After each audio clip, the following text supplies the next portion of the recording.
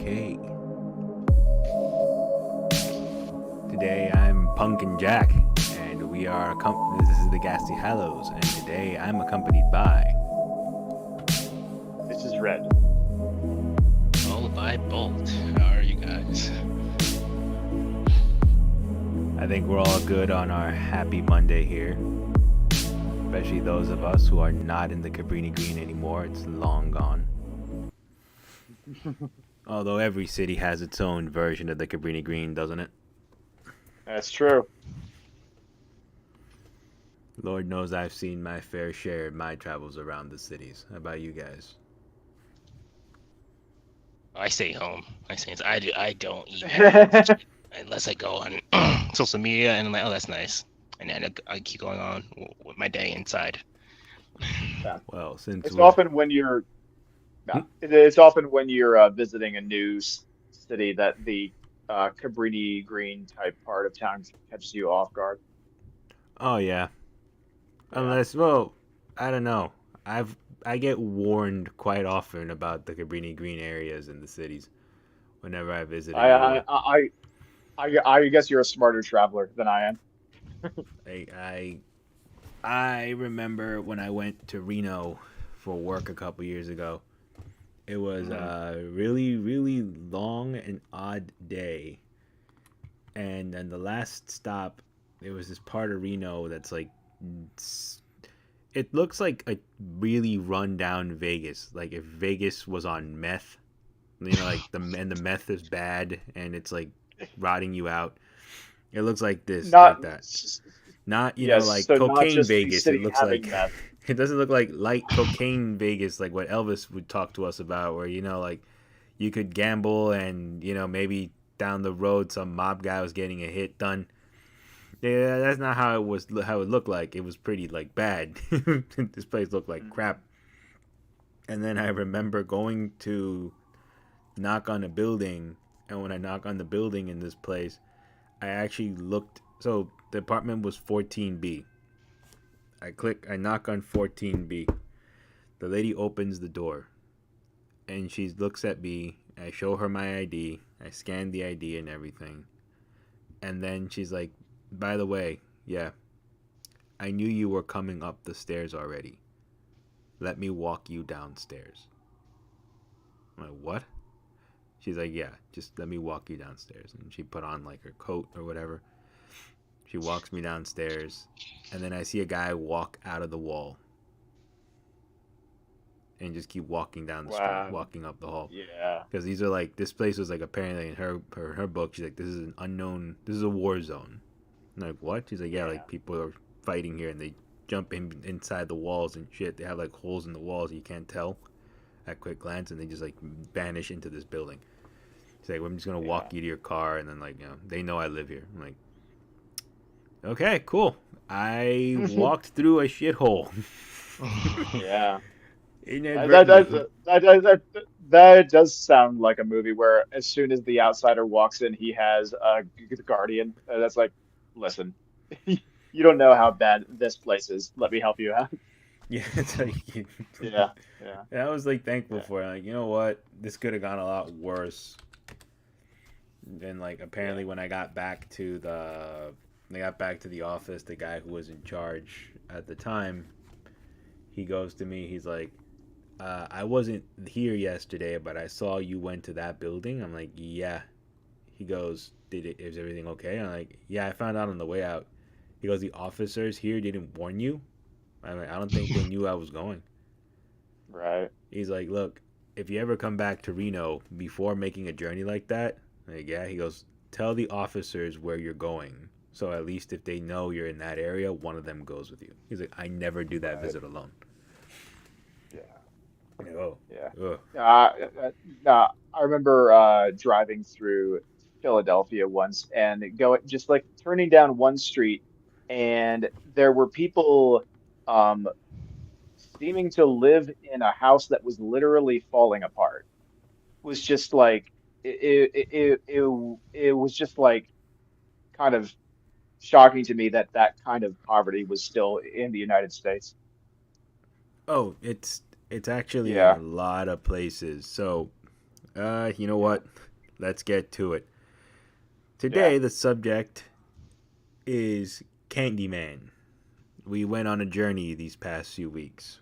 We started with Jordan Peele in Get Out and the plight of things that happen to people and who are of a different kind of race and a different ethnicity and the things they go through. And then we made our way to over to Clive Barker and Hellraiser, which is a dismantling of what is pleasure, what is pain, and the joys in between of heaven and hell. Yeah, angels to some, demons to others. And then we found ourselves here in what I think is the more or less child of the two with Candyman. The places that are haunted that we all, I'm not even going to say we as, I can't even say as anything, like everyone, even the folks who live there, know these places. And these places are scary to us without what lurks in the legends, which is Hmm. the story of Candyman, and which is what we find ourselves exploring urban legends, asking the questions how true is something if it's been diluted from word of mouth for years and years, right? That's like the very one of the very first things you hear about in this one.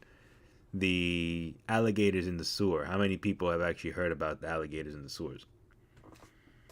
Oh yeah, I always thought that was like a type of like an early meme. I never took that seriously. A meme is another good way of describing it. Yeah. Well, I think memes are today's urban legends. That's sad that you had to put it like Yeah. that. They kind of are, Yeah. though. Well, for the audience, we might want to distinguish between meme in its original form and what it typically means now. So, uh, I can do that.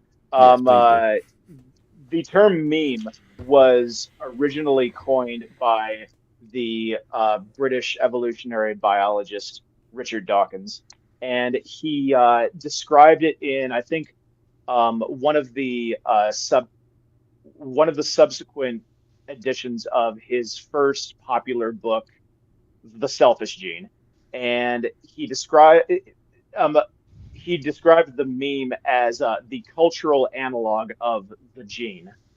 And so genes, they copies of genes go through multiple generations of organisms, and sometimes they mutate, and mutations are the seeds of evolution. Bad mutations that die out. Good mutations are ones that are best at preserving the themselves persist into future generations. And so he thought, well, that's kind of what cultural ideas too. You know, there are ideas and stories even that are passed between generations, and sometimes they change from their original form, and somehow that got taken up by internet culture, and the term was repurposed to describe something that is interestingly similar to that original idea. You know, like you have a meme is like the way you would describe it to someone of an older generation, maybe, is a meme is basically a picture, and it comes from somewhere like a movie or a TV show or a painting, but the mutations are the different captions that you can put onto the meme. Mm-hmm. I've made my So fair yeah, share. so right, yeah, yeah. I I've dabbled a bit, and it doesn't strictly have to be like kind of that sort of 2005 version of memes, where it's like bad luck for Brian, or sudden clarity Clarence, or something like that.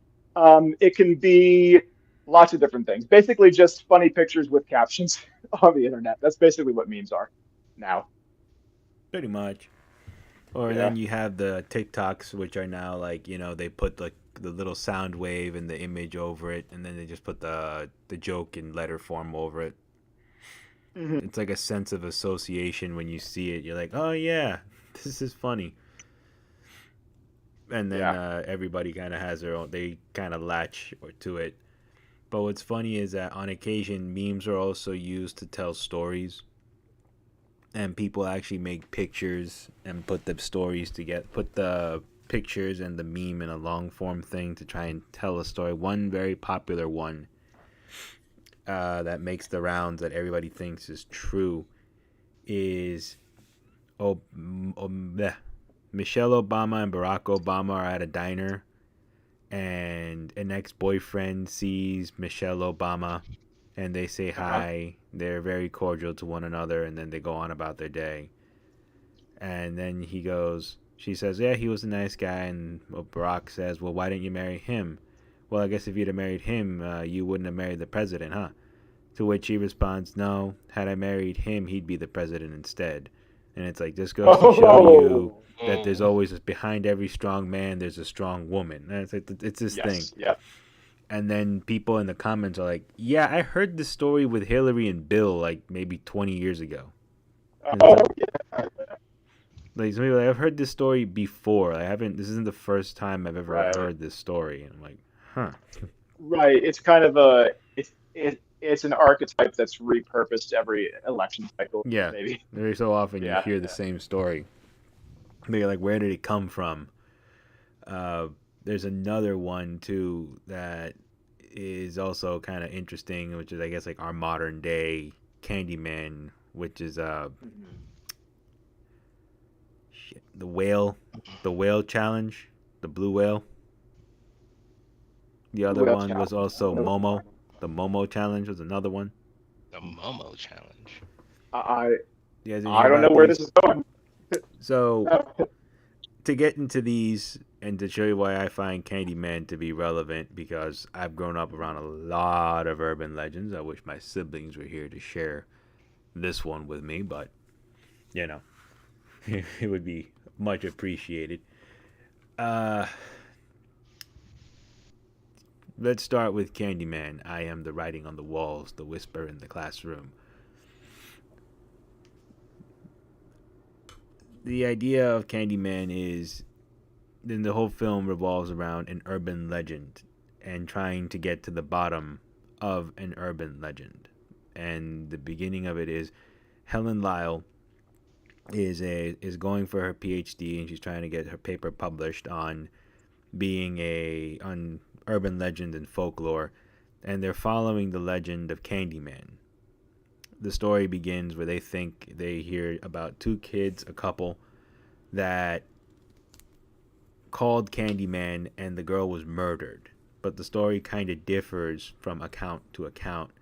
But everybody seems to always say, yeah, I know the person. I know someone. I heard of this. I heard this. But, they go, yeah, it's my boyfriend's cousin's sister or something like that, right? It's like a very, like 3 or 4 degrees of separation before you actually hear what's really being told. Right. And, they're just kind of like going through the motions. Like they're just trying to figure this one out, and they're interviewing everybody to just get some idea of how an urban legend gets its folklore, like how it changes from account to account. When in the middle of her interviews and her reviewing, she sees that the janitor lady is there, and the janitor lady is like, "Are you talking about the girl who was murdered over by Cabrini Green?" And this is different from the account they've been hearing, where it was in a suburban home. Some bad boy. The two kids were screwing around, and they said the legend. So the legend is that you call Candyman, much a lot like Hellraiser, right? This is Clive Barker at work for you.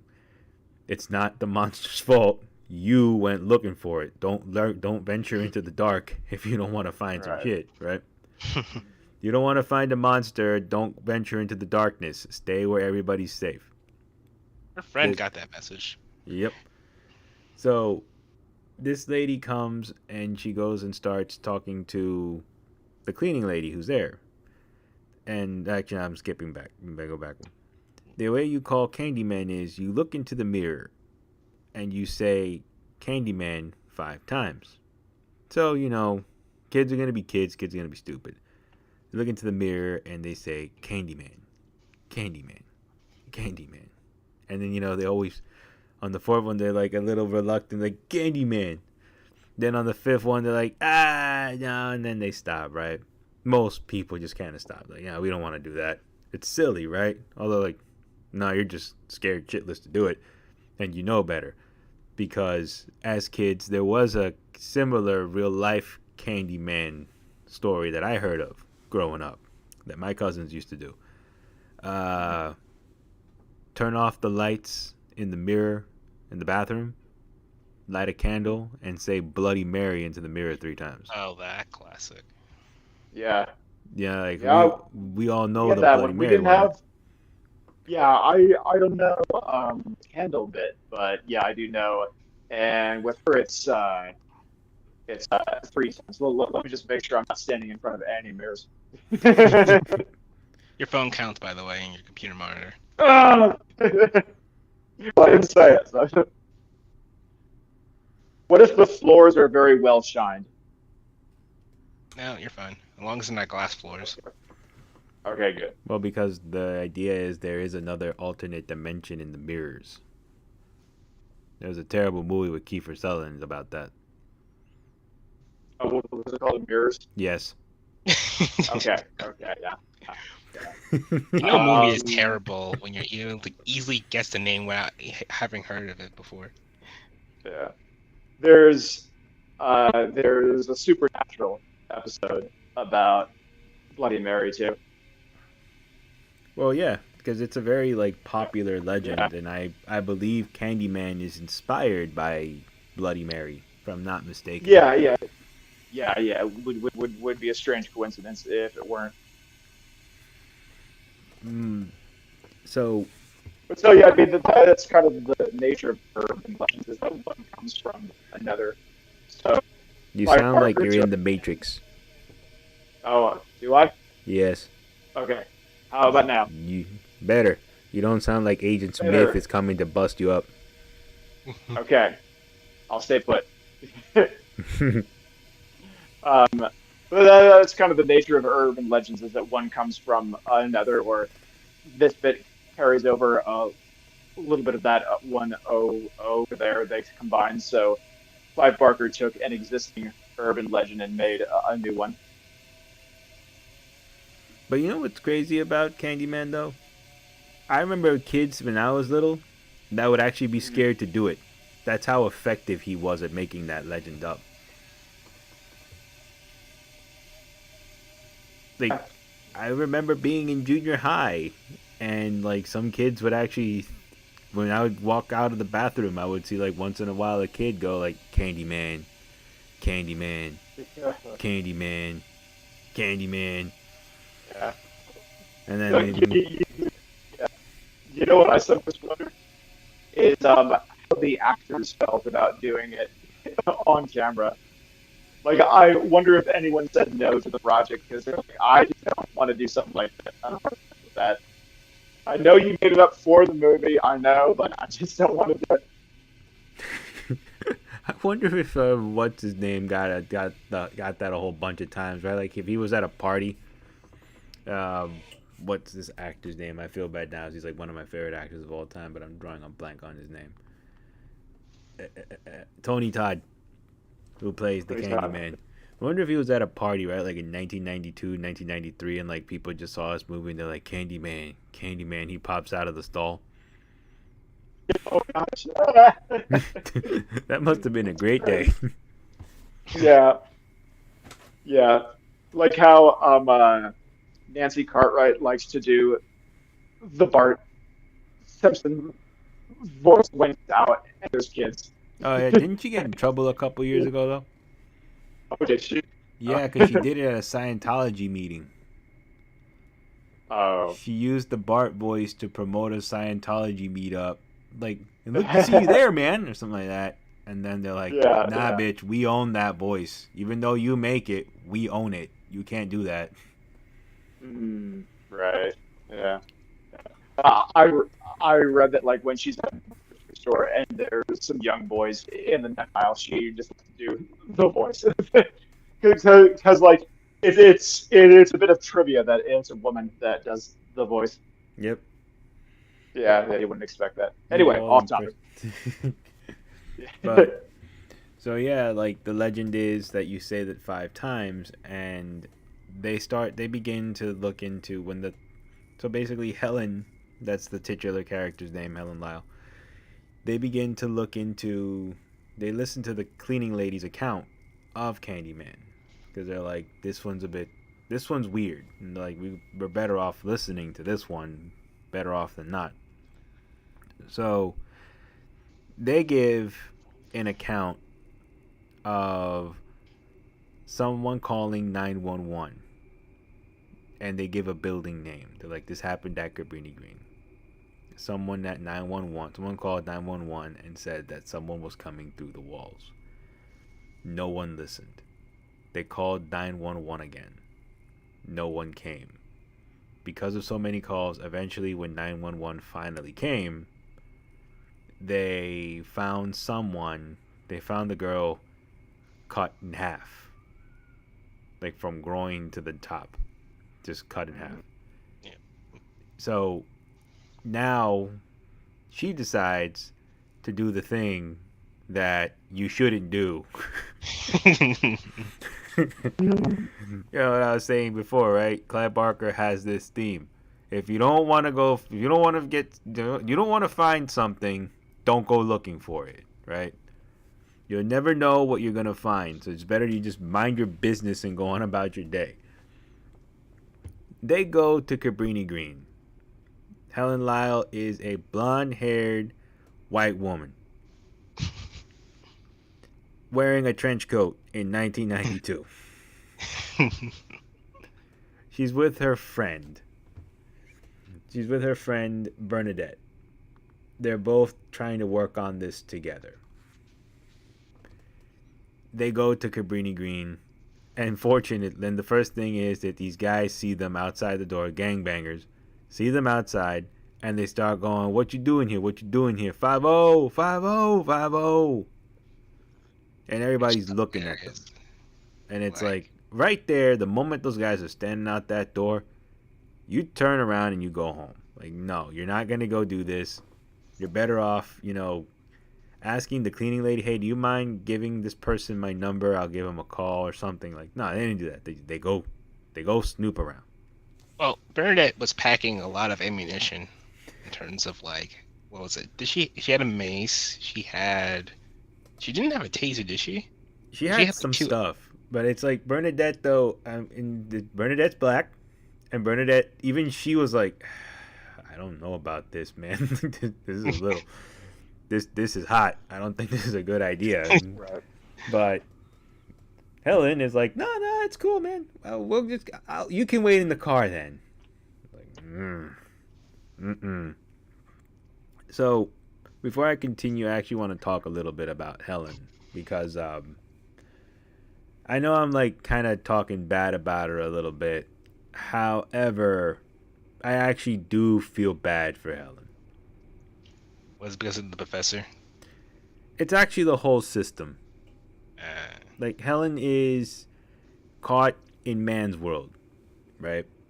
Uh, so again, right, like we're touching on themes with these ones, which is like people that are essentially discriminated against.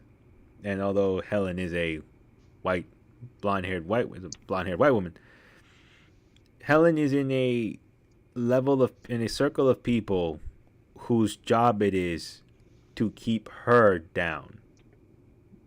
And Right. even her husband is not supportive at all of what she's doing. When we first meet the husband, he's giving a lecture that he promised her he would hold off, but he still went ahead and did it anyway. He his, has it, his excuse was the curriculum yeah, forced his hand. yeah. Like he said the curriculum for it, but really, like he could have held off on it. He just didn't want to because Yeah. he's Well, I already mean, in. yeah, especially since she was planning on collecting data from those students. Yeah, Oh, which Yeah, made it yeah, worse for her on top of that. yeah.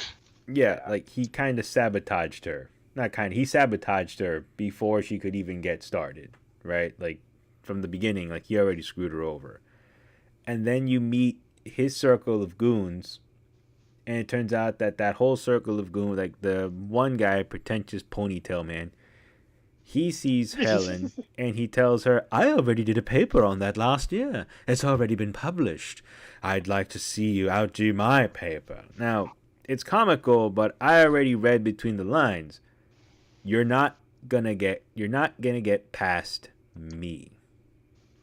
And my boys here are gonna make sure you don't get past me.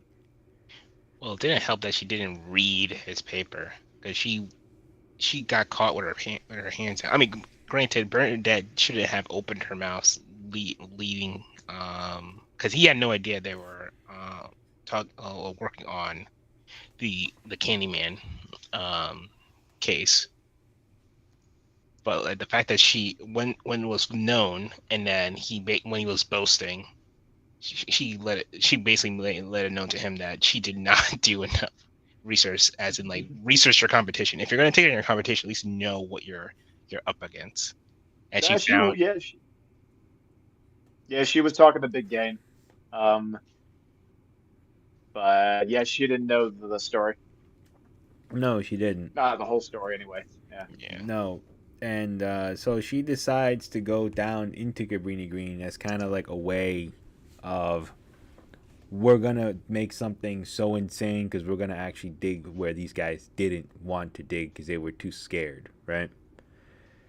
And this is again like the drive of we're going to do this because we need to make a point that we're just as good. But to me, the tragedy of that is unfortunately. Oh, hey, H Sinner.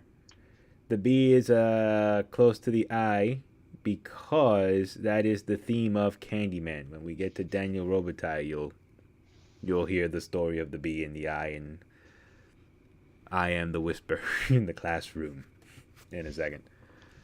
But like Hmm. the idea is she can't get anything like these guys really even if she would have hogtied Candyman and brought Candyman to the university floors and brought him to a lecture as evidence as what she'd done, these guys still would not have given her a pass.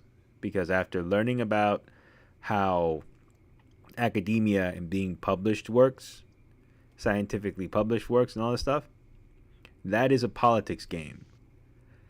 And you will not get published if these people do not want to publish you, even if what you're saying is true and you have all the evidence. You will not be recognized by certain institutions if you do not play the political game. And that's what happened to Helen, unfortunately.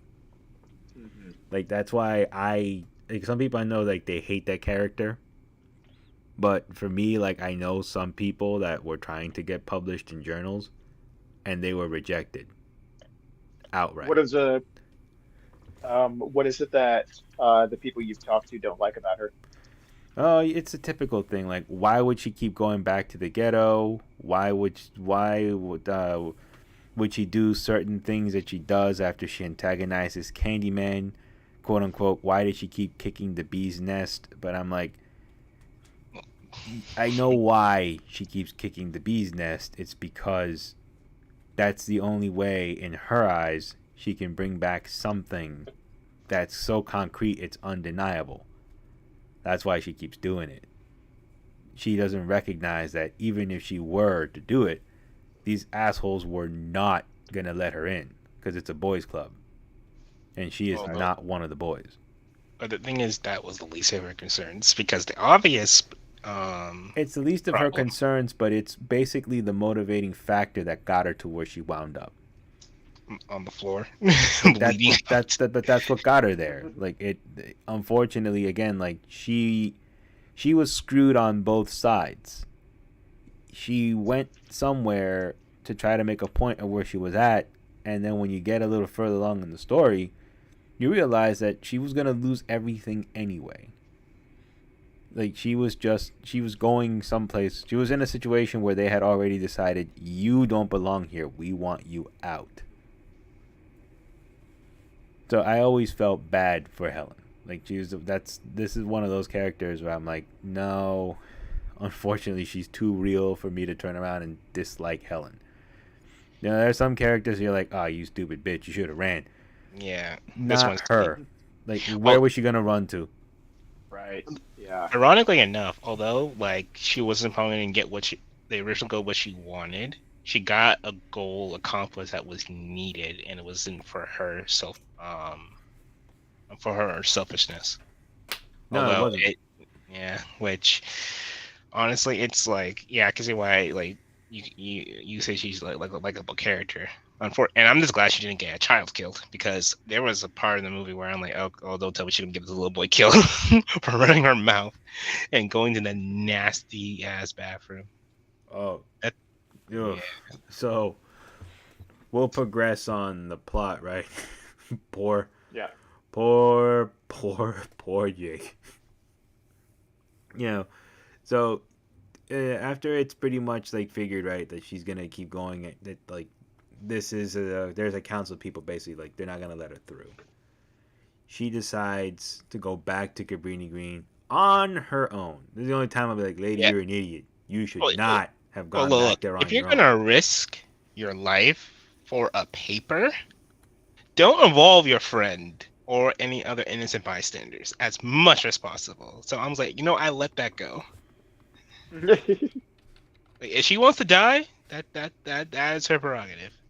But do not involve innocent bystanders or your friends who don't deserve to die with you. Ugh. So she goes back, and then but she didn't drag her friend in. She dragged this poor little boy in, I, who was just kind of hanging out there, being a street urchin. He's just hanging out in the hallway. He's like, she says she'll be back. She's not here right now. And then she decides to tell the little boy. She tells the little boy what she's up to, and the kid's like, "Look, lady, I really don't want to get in trouble." She's like, "Oh, it'll be our secret." He's like, "All right, fine." And he takes her he's to like, the okay. bathroom. He's like, oh yeah, I won't tell you. You don't have to tell me to show me. I'm just like, oh, that's a great legal maneuver. I'm sure this won't come to bite her in the ass. So they go to basically every New York City park bathroom.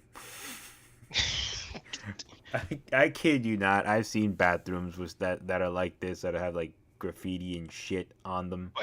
But this, okay, typical New York City bathrooms are not the site of a crime scene. I said park bathrooms. They are usually where like you go get drugs and stuff in this city. It's a shithole. So, like she sees Candyman smothered in shit all up against the wall to the suite to the suites, and there's like a toilet with a beehive in it. At which point the little kid's out there. She's taking pictures of little kids outside. He turns around. There's a dude in a trench coat. And she's like, Candyman.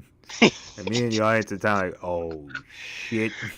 I thought that kid was dead. I'm not gonna lie. When I saw that kid turns around so slowly, looks up, oh, and he's like, shit. Candyman. I'm like, no, that kid's dead. Oh, that kid's gonna get it. Ooh, you're leading somebody that's been looked at a few times already. Like, nope, nope, nope, nope, nope. You're screwed. And it's like, you know what? It's one of those moments, right, where it's like, right, this isn't a true story, but this type of person exists. She would have been better off running into Candyman than running into the guy she ran into. I mean, she lived. She did, but this guy beat the ever loving shit out of her. I thought they were murdering her in the bathroom when I first saw this film. I was like, oh I thought boy. they were gonna do a lot. I thought they That were gonna actually do the got whole 9 worse. yards. I thought they were gonna do the whole Yeah. 9 yards. I'm like, okay, you just stopped at screwing up her eye and then having her bleed out from, I'm assuming, from her head, and then leaving her on the floor. I'm like, okay, good. They just stopped there. Thank goodness. She's still alive. Yeah, I'm like, oh, I thought this was gonna go much worse than it actually did. Yeah, We were worried about you, Helen. Yep. I'm like, considering that bathroom was the smell was, oh, it was just that bad that you can even smell it through the movie. went. It's like, okay, they weren't gonna go do that. Yeah, that was good acting. Unless they made it actually spell badly, which they might have. They might have, for the sake of, the, what do you call it, Yeah, method acting. Like, just make it really smell yeah. like crap. Just call it They're torture. like the method acting is when you look back on a similar experience you've had. What would you call kind of acting where you actually simulate something that the audience can't perceive, but they can perceive your perception of it, I and always like thought that was having method acting. like an actual it might be a kind of method acting. Yeah, It might fall into it's a that brand category. of Yeah. it. Yeah. Like when Jim Carrey never drops character, so Jerry the King Lawler hit him for real on the set of Man in the Moon. Because he kept insisting that he really was Andy Kaufman, that he was in the spirit of Andy Kaufman, and Jerry the King Lawler got pissed off. He's like, wait a minute, doesn't this guy know that me and Andy were friends? Like, he wasn't heel persona Andy the whole time. Like, that was just a Oh, so act. So okay, then so Carrie was pissing him off on purpose. it was pissing him off, and he was, because he kept acting like, no, he wasn't trying Yeah. to be on. He was just trying to. He was the Jim Carrey was like in this I'm artistic mode right now. I'm Oh, okay. Andy Oh, Kaufman. yeah. I'm gonna behave like how Andy would have behaved the whole time. To which Jerry the King is like, yo, we were friends, and Andy was pretty mild off camera. He did not act like this off camera. So when they're like, well, King, don't worry, you're gonna be reenacting the scene on Letterman, which happened in real life, where him and Letterman were on camera, and he fucking belted Andy Kaufman for real on camera because they thought it was a part of an angle they were doing for Mid South. So then apparently Jerry the King really slugged Jim Carrey on the set of Man in the Moon. But yes, back to Candyman. So like it's one of those things, right, where like Candyman. Wait, I lost my train of thought. Goddamn Jim Carrey. Goddamn wrestling. And now I find this. Yeah. So wait, where were Okay, we? we're talking about the bathroom. Yes, the bathroom. So We were like talking about that the bathroom bathroom might where have at Jake least been. says, yeah, Yeah, it must have really been smelling like ass. For the sake of the method acting, as far as I yeah. can tell. But this we like. I'm actually gonna go back to what Bolt said. I thought it was gonna go much worse for this lady in there, considering the last Clive Barker movie we saw. We don't need a bed. I think it's kind of hot that we're in this damp, pale, rotten room.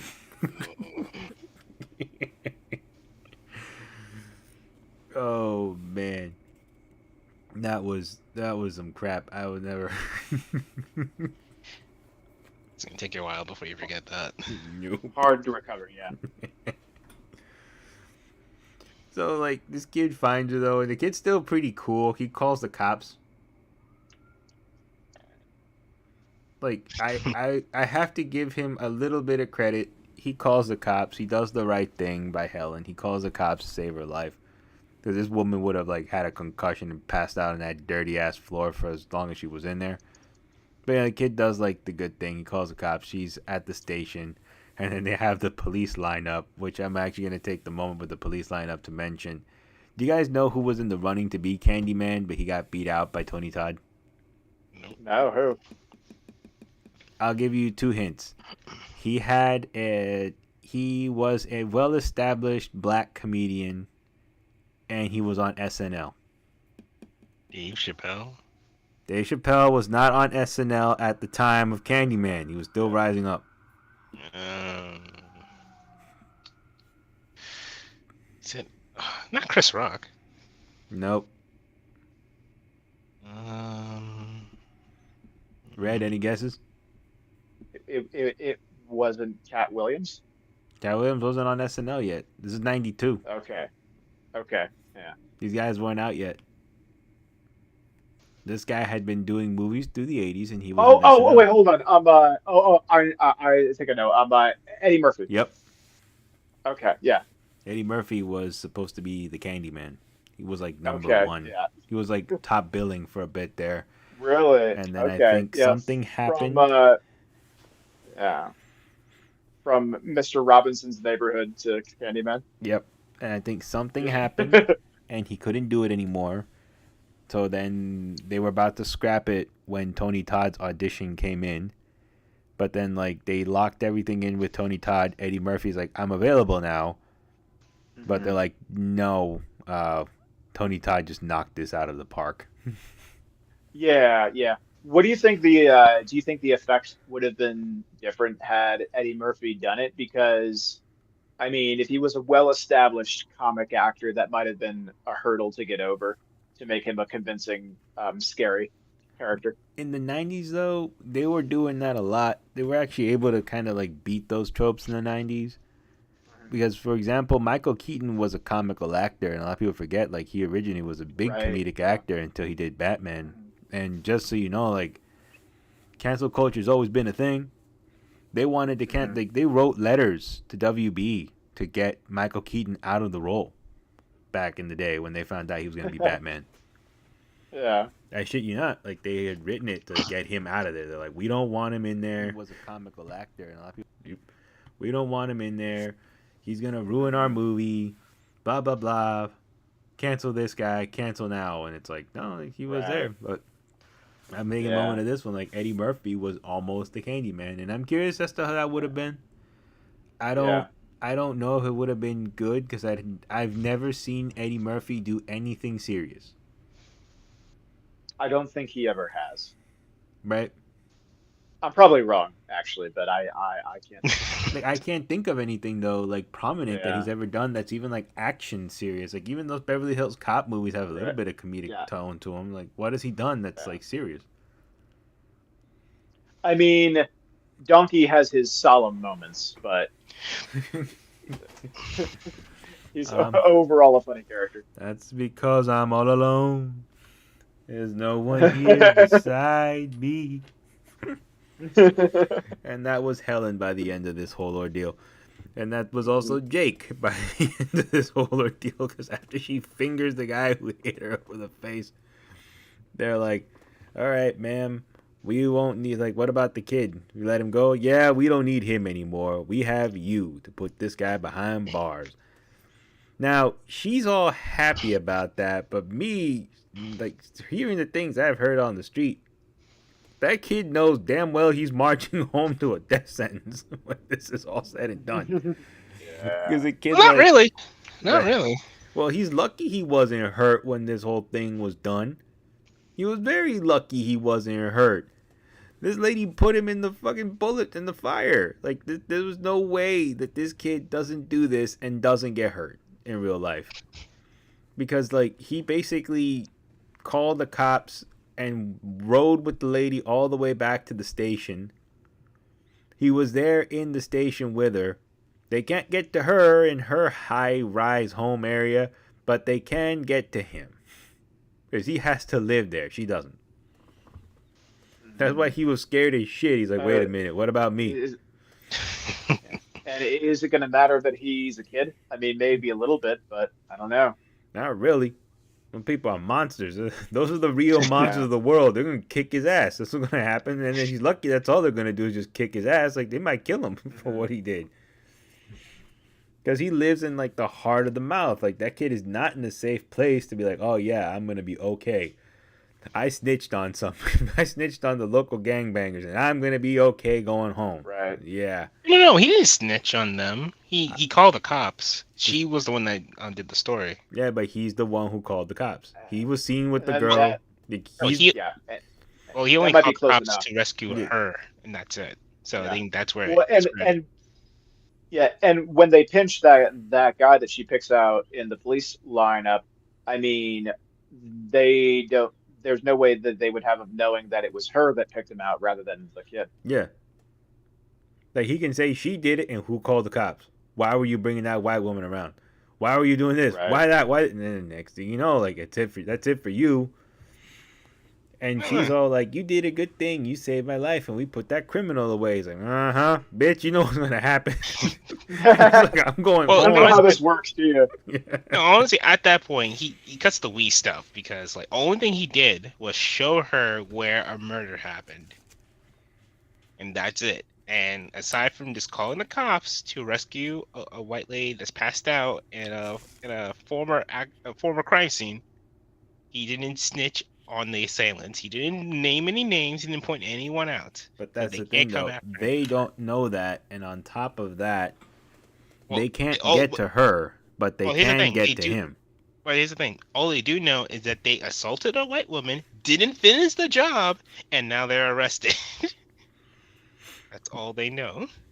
So, but yeah, it's one of those moments that I'm like, dude, if I were you, the moment I see that guy with the trench coat and shit, I would just walked away. Like, I don't know what happened to that white lady. No, honestly, the only thing I think he played it right because I think the only reason he was able to live because he gave her up. Yeah, he gave her up, but Yeah, so if he were to run and not do that first thing, he would have probably died. Actually, no, he would have most definitely died. Because he would have died first, then she would have either died or been not. The same thing would have happened to her. Man, it's just moments you're like, no way. This is just Well, basically, she got away with just having her eye smashed in. That made a miraculous recovery, I may add. Yeah, she got off light. Not, I can't stress that enough. She Yeah. got off light with that whole thing. Like, I had to repeat myself. That could have gone way worse than it actually did. Yeah.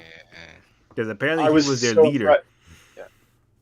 I was so impressed with how quickly she recovered from the prosthetics. Yep. I fell on a skateboard a couple years ago, like a year ago now. Sometimes my knee still hurts. Shit, that lady took that guy hit her with all his force right to the face with that hook, and she went down, and she just like, see, look, it doesn't even hurt anymore. I don't even get I mean, freaky headaches.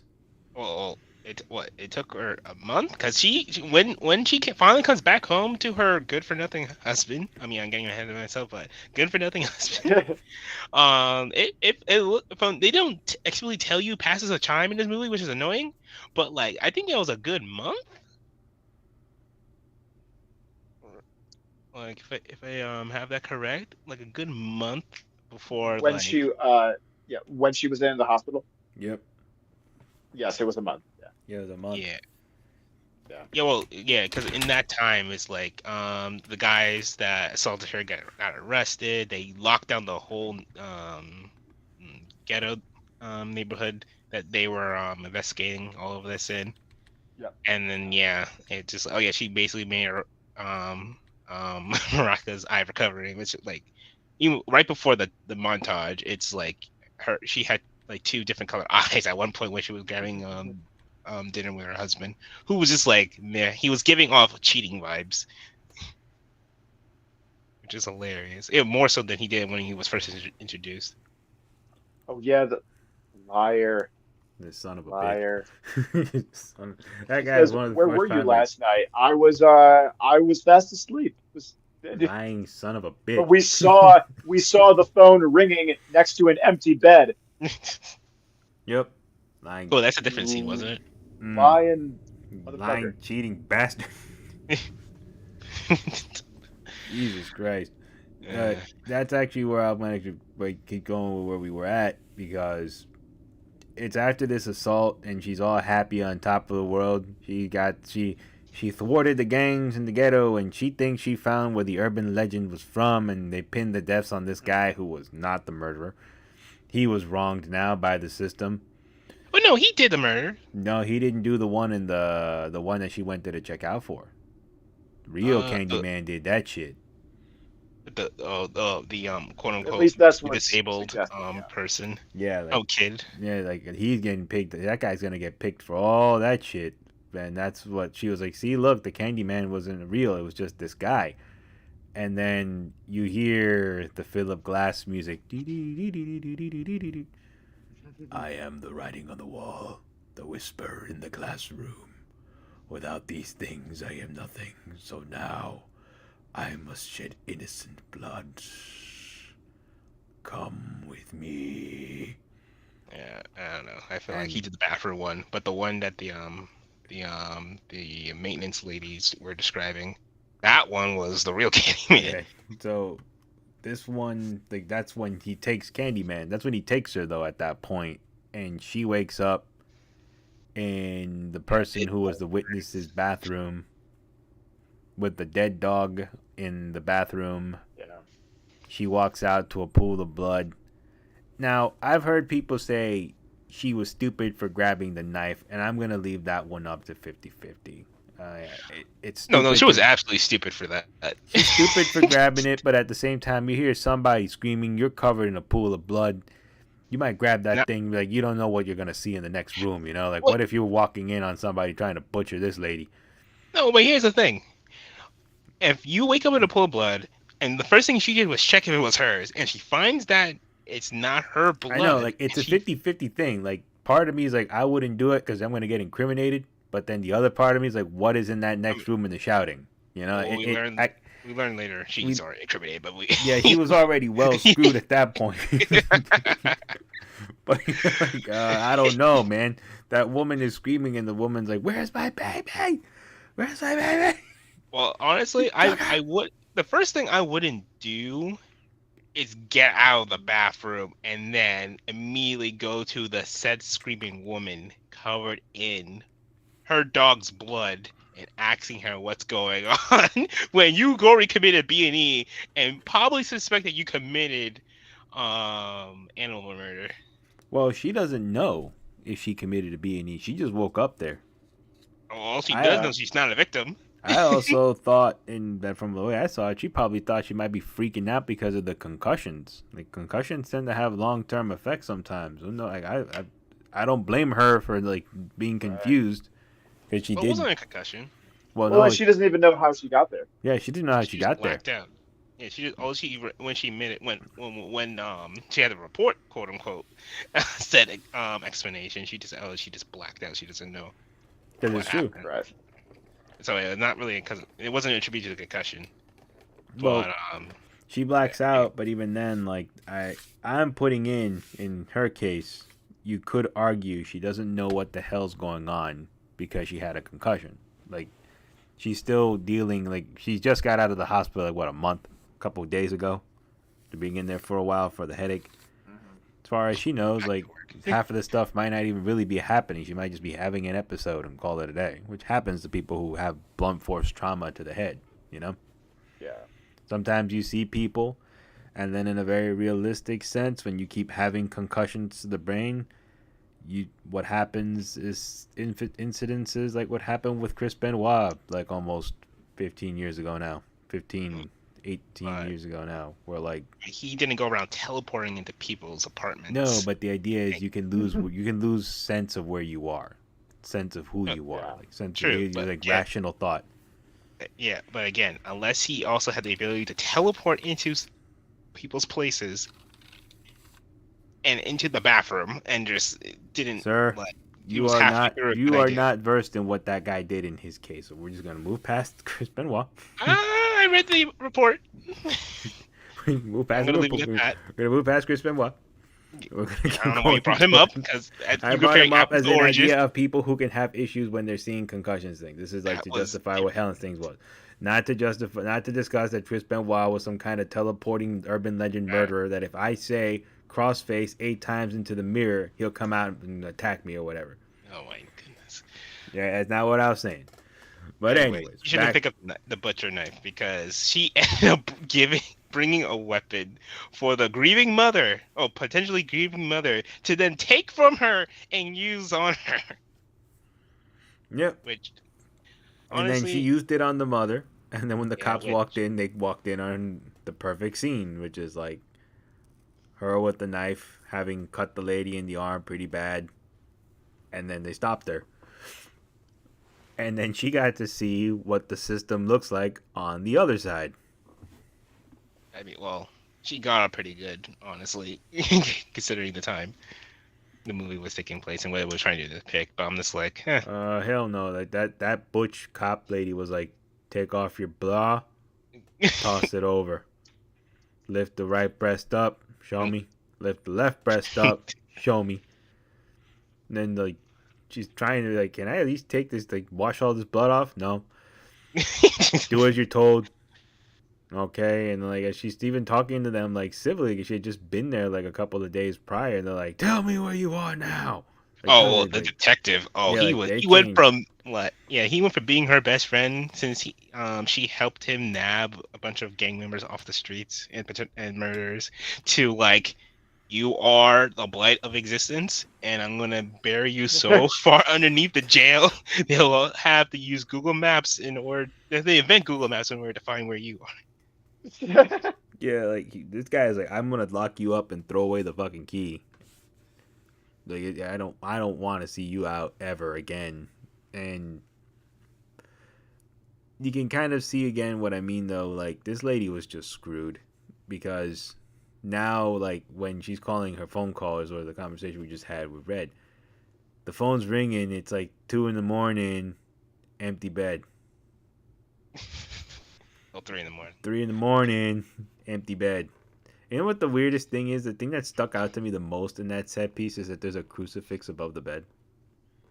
Yeah, I noticed that too. Right. So I guess like Yeah. maybe my interpretation of that is God's not watching any of you right now.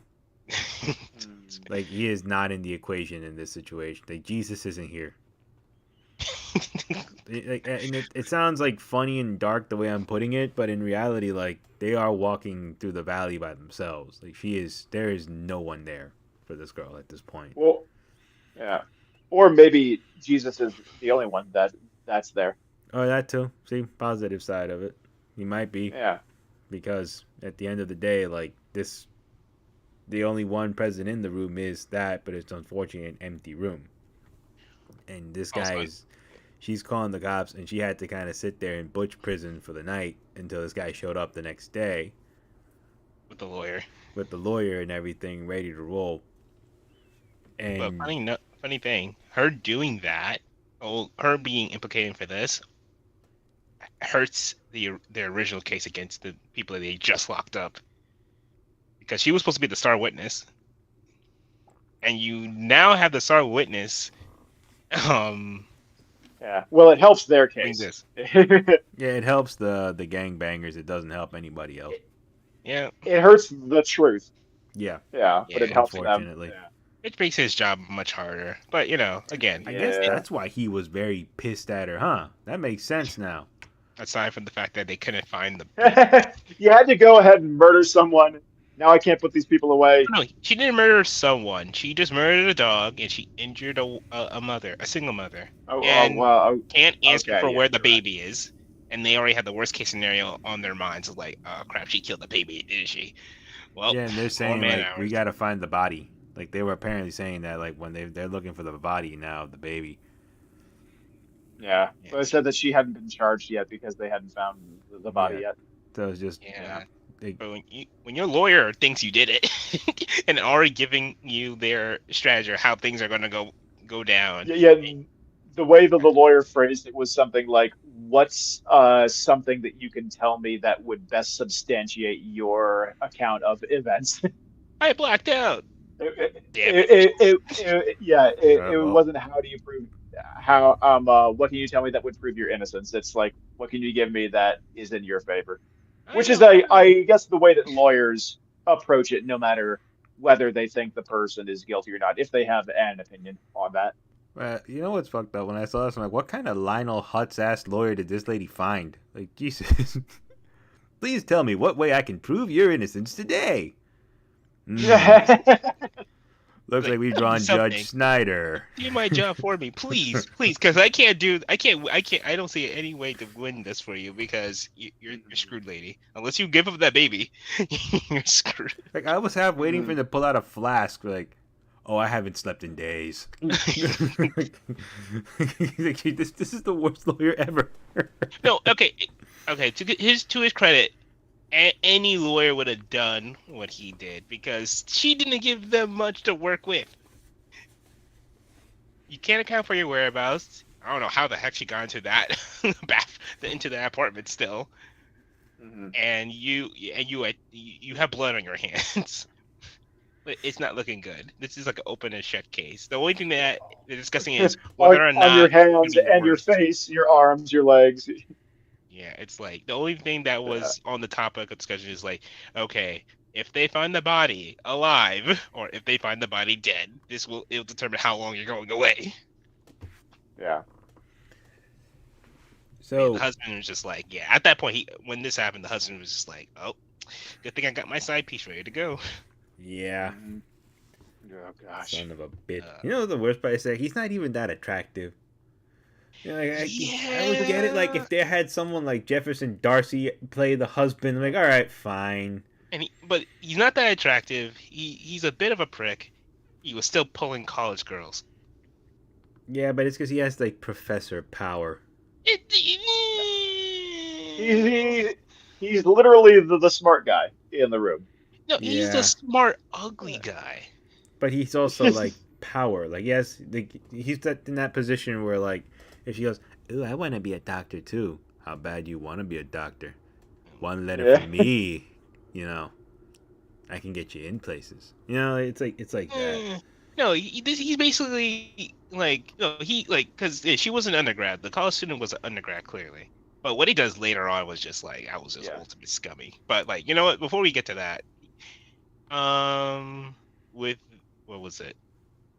When he leaves her alone, his possibly unstable wife. He leaves her alone to go. What was it? To go get groceries or some stupid shit. Yeah, go get groceries. He went to go buy fur burgers down the road. That's what he went to go do.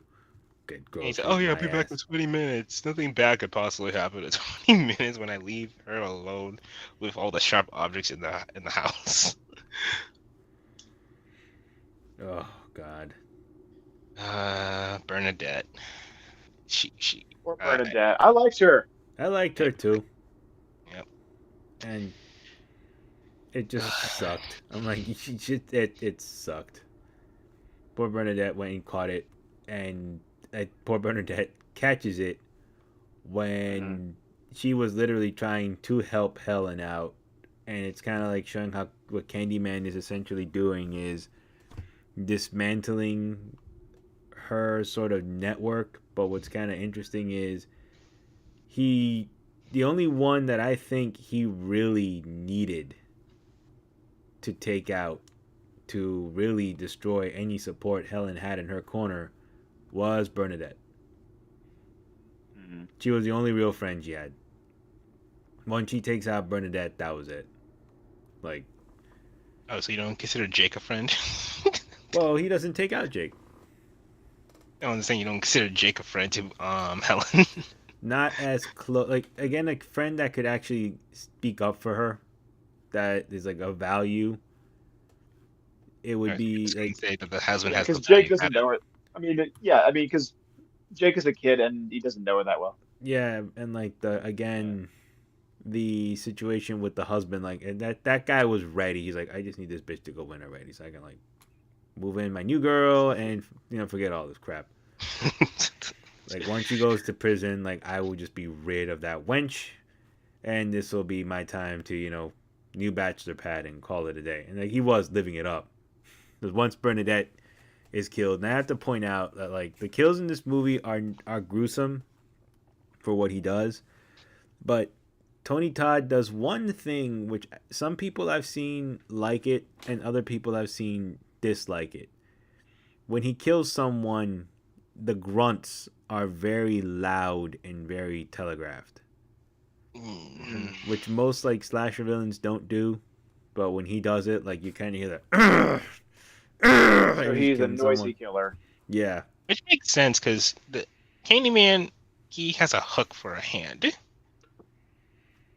so it's gonna take some effort, especially when it gets caught in the body. So it's it takes effort getting it in and it takes effort getting it out. pretty much. But once he takes her out, like again, she's screwed. And this poor woman has also just been bouncing through time. She gets arrested, she goes in, and then she is sedated like a motherfucker. She has a dream They of she has a weren't. dream of Candyman, and Candyman is like floating above her, and she's like, "Please help, people, help!" And he's like, "I am the writing on the wall. Without these things, I am nothing." He's like, "Please help, help, anybody help." And they come in just to shut her up. They come Just in like, just to we're not like taking nail her with stuff. He's floating above her. He's like, this one kiss. He's like, no, go away. Mm. You're freaking me out. Like, why do you want to live? If you had just learned a little from me, you would not beg to live. I am rumor. It is a blessed condition, it believe me. wasn't wrong entirely. If he just, if, no, if she just took his offer and just been his sacrifice, she probably would have avoided whatever comes next. But I'm still sitting there. I'm like, it's weird. Like, nobody listens to her until she finally wakes up and she's talking to the doctor. And the doctor, yeah, you've been out for like, what was it, 3 months?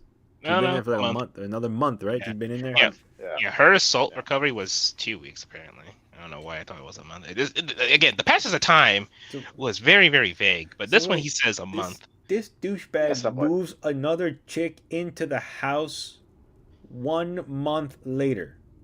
Oh, we're assuming 1 month later. I'm Not even this. If she's been there for a while, they were painting, weren't they? yeah, they were They painting. were Everything was painting, covered. yes. Yeah, in pink. Yeah, This they. guy, okay, so not, this professor seems like almost kind of whipped by this young college student because why else would he be painting his apartment pink? Yeah. Like, It's sad. It's like, Like I said, like he's the ugly smart guy. Like he would do. not only have you dumped your wife and got together with a home wrecker, you're painting your apartment pink. You're not in a good place. Yeah, he had her committed, Yeah. and it was under the guise of Yeah. with her, like to help with her defense. I'm like, first of all, I never knew of like getting committed straight before like any type of court appointed procedure. So that was new. I was like, how the heck they managed that? Ugh. Second, just yeah. When she inevitably escapes, she comes home to that. And honestly, I Mm, kind of wish she killed yeah. the college student. Oh, I thought she was gonna do something much worse. I thought she was I thought she was restrained, but she just kind of like she just made them afraid, and she was getting some kind of satisfaction out of it. Oh, having the husband like really shitting his pants while the girl Yeah, is. yeah, yeah. The moment the girl saw she Scared of came in, she something? was just crying. She's like, Yeah, oh shit. She's like, oh shit, yeah. this one's bad. I enjoyed that scene. I have to say, I did enjoy that scene. Oh yeah, It that was, was satisfying. I was Yeah, kind of hoping though she would yeah, clock her across the mouth, something. But you can't always get what you want. yeah, she had her yeah. priorities Well, straight. I mean, like it's kind of nice that she was still like the bigger person, Yeah, but she was still kind of milking the fear that she was instilling in both those people. I just want to quickly point out, up until this point, Candyman was an honorable monster. He even got Helen out of her restraint after killing the psychiatrist when she summoned him to prove her point. That poor psychiatrist. He will not be missed. And she, but yeah, she had an epic escape. I will say that. I don't know how she went from Yeah. being What's bound to a chair to what? escaping a well you fortified cut her loose, dude. hospital. So to the point of people doing dumb things in horror movies, as we've said, this one is uh, gratifyingly low on that. I feel like Yeah, most of the characters' decisions are justified, but when Helen is climbing on the side of the hospital and she knocks on the window and that nurse just lets her in. Oh, You've seriously. got this woman who's climbing outside the windows. She has blood on her top, and the nurse just lets her in, and she immediately knocks out that poor nurse. you know Just what? Knocking out that nurse has Like, probably made that nurse's day. She's like, you know what? Some nutcase hit me, and I'm gonna go home and get workers' comp. Fuck this. I do not need this job anymore. no, took maybe her that's out and exactly what she stole her was thinking. clothes. She stole her clothes. Yeah, yeah. Oh man, that was that. Yeah, Again, that they incredible. stripped her down. Her therapy bills are gonna go through the roof. She's gonna get workers' comp. She's gonna be good. And the only other witness was another insane person who just sat there in silence, watched all this happen, and didn't say a word. Well, of course you're gonna Yeah. watch that in science. He's insane. He's like, oh shit, there's a horror movie happening next to me. Mm-hmm. No one would believe him. Well, they still know that she is. Actually, no, yeah. That's before. I like coincidentally they were alerted when right after their psychiatrist got murdered, but before she was able to escape from her restraints due to Candyman. And it's like, how, how, how? That's How how I I ask you. burst in that window. How I'll tell you what. She just escaped. But Right. Uncle Hank, how do you escape from restraints? Just curious. That's my best Brittany Murphy. oh my god. I can't wait for the revival of that show. Right? Yep. Yeah, that's still rumored. And apparently the characters are going to be aged up. At least that was Mike It's Judge's confirmed. preference. They're working on it. It's Oh yeah? just that the death Awesome. of there too Yeah. many people have passed away on that cast, so they're trying to figure out what to do next. Yeah, Brittany Murphy's gone. Who else? Stephen Hardwick is gone. Johnny Hardwick is gone. So is Tom Petty, who did the voice Okay. of Lucky. Right. Yeah. And Hardwick was Dale, wasn't Yep. So he? like Okay. those Yeah. are like a Yeah. couple big characters that are out. Yeah. But speaking of another big character that is revealed shortly after this, Helen says comes back and goes. Now she realizes she has nothing. She turns to Candyman, who approaches her with a mouthful of bees. So, about the bees. Did you guys know about the bees? About the bees. Do you know what happened in real life with those bees? No. Oh, you mean like on set? On set, yeah. I mean, I was wondering how the heck did they get like someone to safely hold a mouthful of bees? So them shits weren't Um, safe. uh, was it? Was it like was it like a captive strain of bees that are bred to not have stingers? Is that it? No, Or they had stingers too. So here's what happened. okay. They put them into Tony Todd's mouth, and they told Tony Todd, do the scene as best as you can, but for every sting, you will get $1,000. And apparently he Wow. collected Okay. on that. Like he got a Yeah. big chunk out because like again the bees are in the mouth. How the hell is a bee not gonna sting when it's in his mouth? They have a substantial sting budget. Yep. So the bees stung him a few times, and he collected for every bee sting. Then Oh, that's like that would amazing. shut down the sequence a little bit because they did heavy like this. I Yeah. Well, and that had to have been one of the last things that they filmed think so. because him getting some serious injuries would have set back production. Oh hell yeah! Because again, Yeah. how Not that does he that's the do only thing that anything? you should be concerned about. But Like it's awful, but apparently yeah, like that's how they yeah. filmed that. And Wow. then Yeah. And it's his face right up there, so it's not a stunt double. no, it's him. It's all of it Yeah. is him. Yeah. It's crazy. Like he's there trying to do this, and he's moving in closer, but apparently he got stung a whole bunch of times when he was filming all this stuff. It was crazy that he even agreed to do it in the first place. But hey, Yeah. you know, he's the OG. I, that just makes me want to see Eddie Murphy have done it more. Like Eddie Murphy with the mouth full of bees. I don't think Eddie Murphy would have done it. I actually Yeah, that's think what I'm Eddie Murphy thinking. would have Maybe, turned around and said, "Fuck this, I'm yeah. Gumby." He would have pulled out his "I am Gumby, damn it!" And he would have turned around and walked right off the stage. Eddie Murphy's Oh, gonna go let himself get stung by bees in the mouth, and that wasn't gonna happen. No way. But so this is pretty much where she gives herself to Candyman. When she gives herself to Candyman, she's in the fire, and then we find out where the baby is. The baby is in this giant trash mountain oh, the pyre, yeah. It's that they were gonna set on fire. Mhm. That's where the baby was this whole time.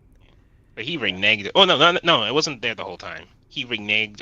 It was in the room where she first found like the painting of Candyman with that whole like giant wall size hole mural.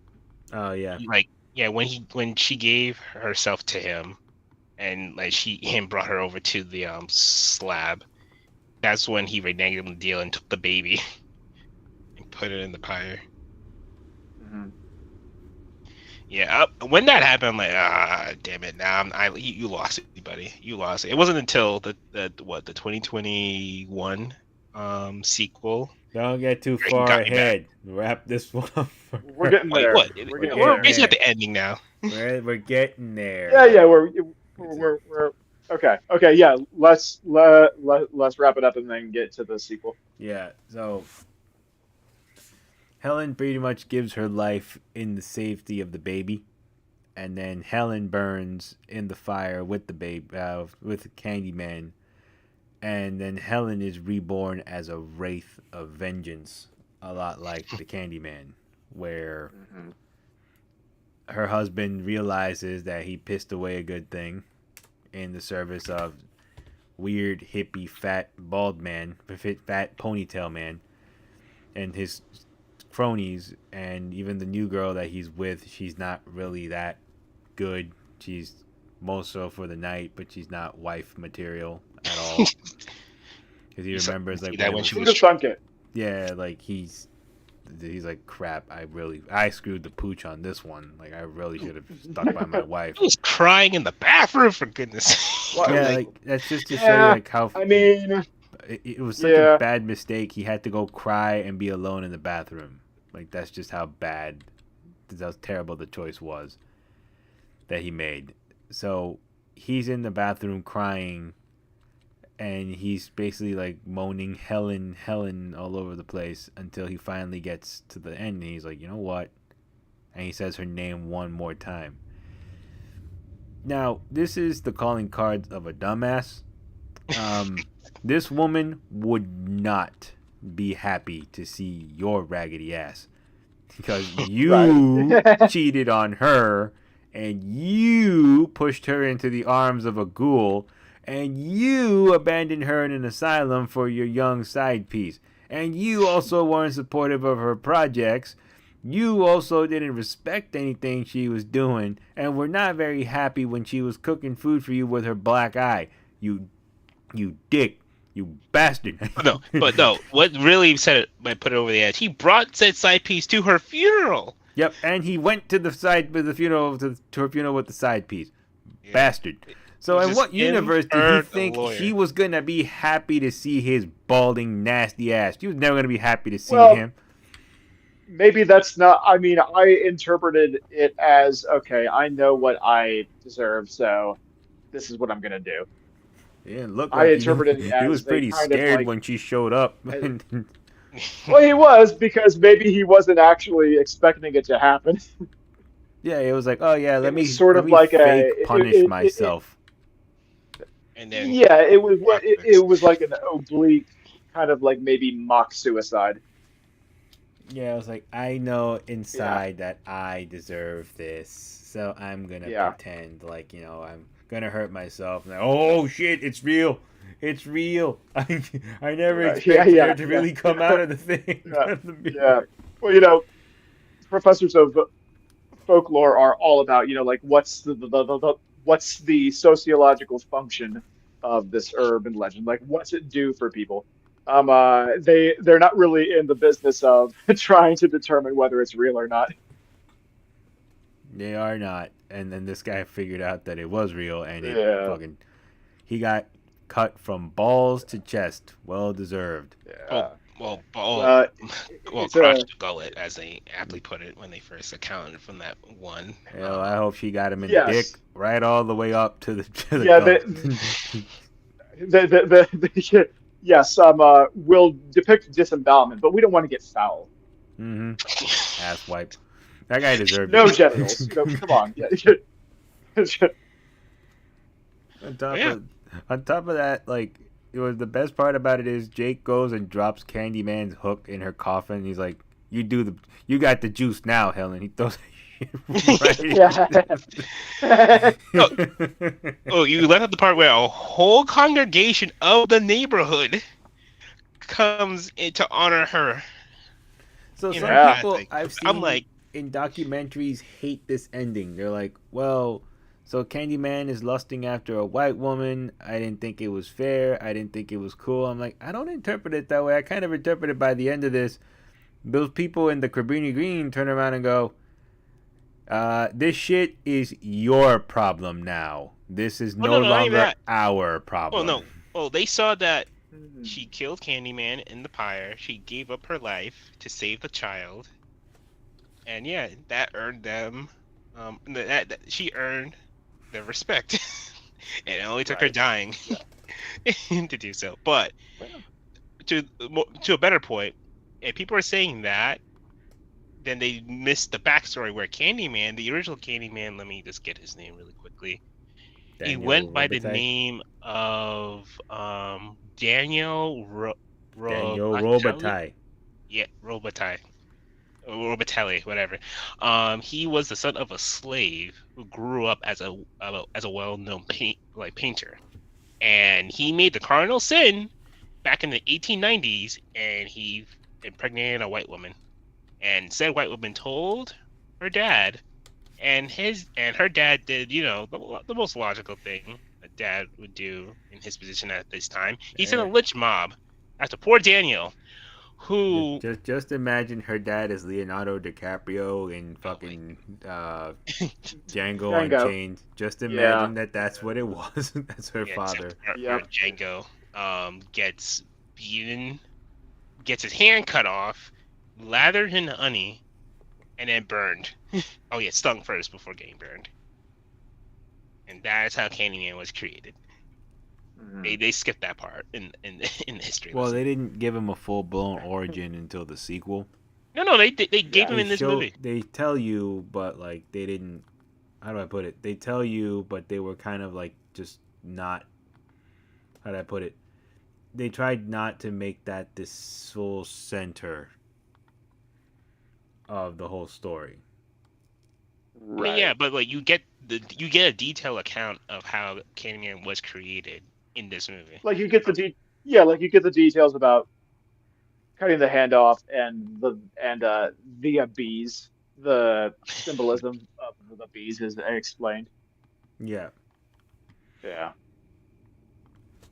The candy part was like this was out of place until the till the Yeah. to the next movie. That was Yeah, like, they don't okay, really now everything makes explain sense. why he's yeah, they don't really explain why he's called Candyman. I always thought it's because of the bees and the honey.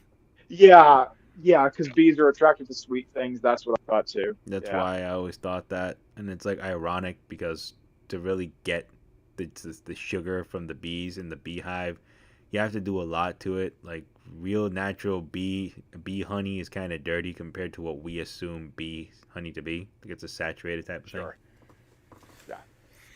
But yes, so then the finale, Helen comes back and takes revenge against all the white men that wronged her because I'm pretty sure that she becomes a legend, which is what Candyman wanted. And I'm glossing over all of Tony Todd's amazing monologues in this movie, but I can't do justice. Mhm. Like you just have to go watch and listen to his monologues. That dude Very is an unsettling. amazing horror voice, and for Right. those of you who play video games, you enjoyed his performance as Venom last year in Spider-Man 2. Either be specific, Marvel Spider-Man 2. You know what? It doesn't matter because no other Venom movie came out last year, and Let There Be Carnage sucked. All they had to do to make that a good movie was play one song out of Green Jelly, and they refused to do it because Andy Serkis sucks. All right. Well, with that out of the way, let's get to the second, all appropriately Uh, made Who can one make? more sequel. enemy on the board. One more enemy Yeah, on the board. this is Oh, par for the what? course at this point. Who can take the Yeah. Geez, just a sunshine? viewer just chime, just chime in. That's disrespectful as hell. Who did I say suck this time? I say people suck all the time. Oh wait, no, I think. Oh wait, that was like 5 minutes ago. I think that was referring to the cheating professor bringing Oh the yeah. baby to the funeral. That would make more sense. He will Oh, okay. clarify that soon enough. But he's I I was like, oh no, what did I say? Yeah, who did I say? I even forgot who I was just cussing out right now a few seconds ago. Like, Andy Circus. oh yes, Andy Serkis. Yes, because he's a terrible director. He did a bad Carnage movie. Carnage is so easy to do too. What a douche. uh, Anyways, He's a somewhat controversial guy. yeah, oh, on to he what? does. Candyman He Part did. He does a 2? lot of CGI movies, but all he had to do was one good Carnage movie, and he couldn't even do that. Dick. So on to the garbage man can, cause he mixes it with love and makes the world taste good. Now how that movie began? Mm-mm-mm. 2021. Yep. Yeah. The Song from Willy Wonka. Candyman. Yep. Candyman. Do do do. In my opinion, the more The superior one. Candyman. Yes, you're right, Just a Viewer. The biggest sin is Venom and Carnage being PG-13. When the Wait, a movie best, called Carnage is rated PG-13? yeah, the Yeah. Carnage, the Marvel How is that Carnage even movie, possible? the movie for the superhero, the supervillain Carnage was a PG-13 movie when he was like Yeah. the goriest killer in the Spider-Man verse. Yeah. Oh, yeah, PG-13. the content descriptor probably says something like mild carnage. Mm-hmm. Not even mild And carnage. it's Not like even. played by fucking Woody Harrelson. Woody Harrelson should not have been fucking Carnage. It was like the wrong choice to be Carnage. Should have gone with Jackie Earl Haley, who can also do like the Carnage voice. He looked. He had the physical look of Cassidy. He does not make a good Carnage. He's not fucking Oh well, fuck Andy that's Serkis. whatever. Fuck That's not Andy even a fight worth Serkis. fighting. Fuck Sony for ruining Carnage. And you only needed to do the one sequence from Maximum Carnage from the Super Nintendo. Yeah, go look up that title credits. It's still actually a real song. Don't you know the Carnage rules? Ding, ding, ding, ding, ding, ding, ding, ding, ding. Anyways, All fuck Andy Serkis. That's all I'm gonna say. He right. ruined Carnage. But we start with the Candyman, and we open up in Cabrini Green. But let's give this one a little bit of subtext and summarize what I think Candyman 1 was ultimately about, which leads heavily into the themes of Candyman 2. Both the first Candyman in my book shows you the point of view of two classes of people that are always getting wronged, but there rarely is justice for them, right? The people in Cabrini Green are were pretty much left alone, and these gangbangers were allowed to roam free until they assaulted a white lady. They assault one white lady, they tear down the whole neighborhood, right? At the end of the day, that neighborhood should have been, the cops should have went in there and raided that place from the get-go if they suspected or knew that this guy was a criminal, and they're like, we never did, and you're going until now. Should have gone in after him at some point. Try to do something, but they don't. Until this happens. So in the Cabrini Green, the folks of Cabrini Greens are victims of the same system that Helen ultimately becomes a victim of. The idea of there are these people that are higher up that are trying to keep certain people that are not like them out of their clubs, right?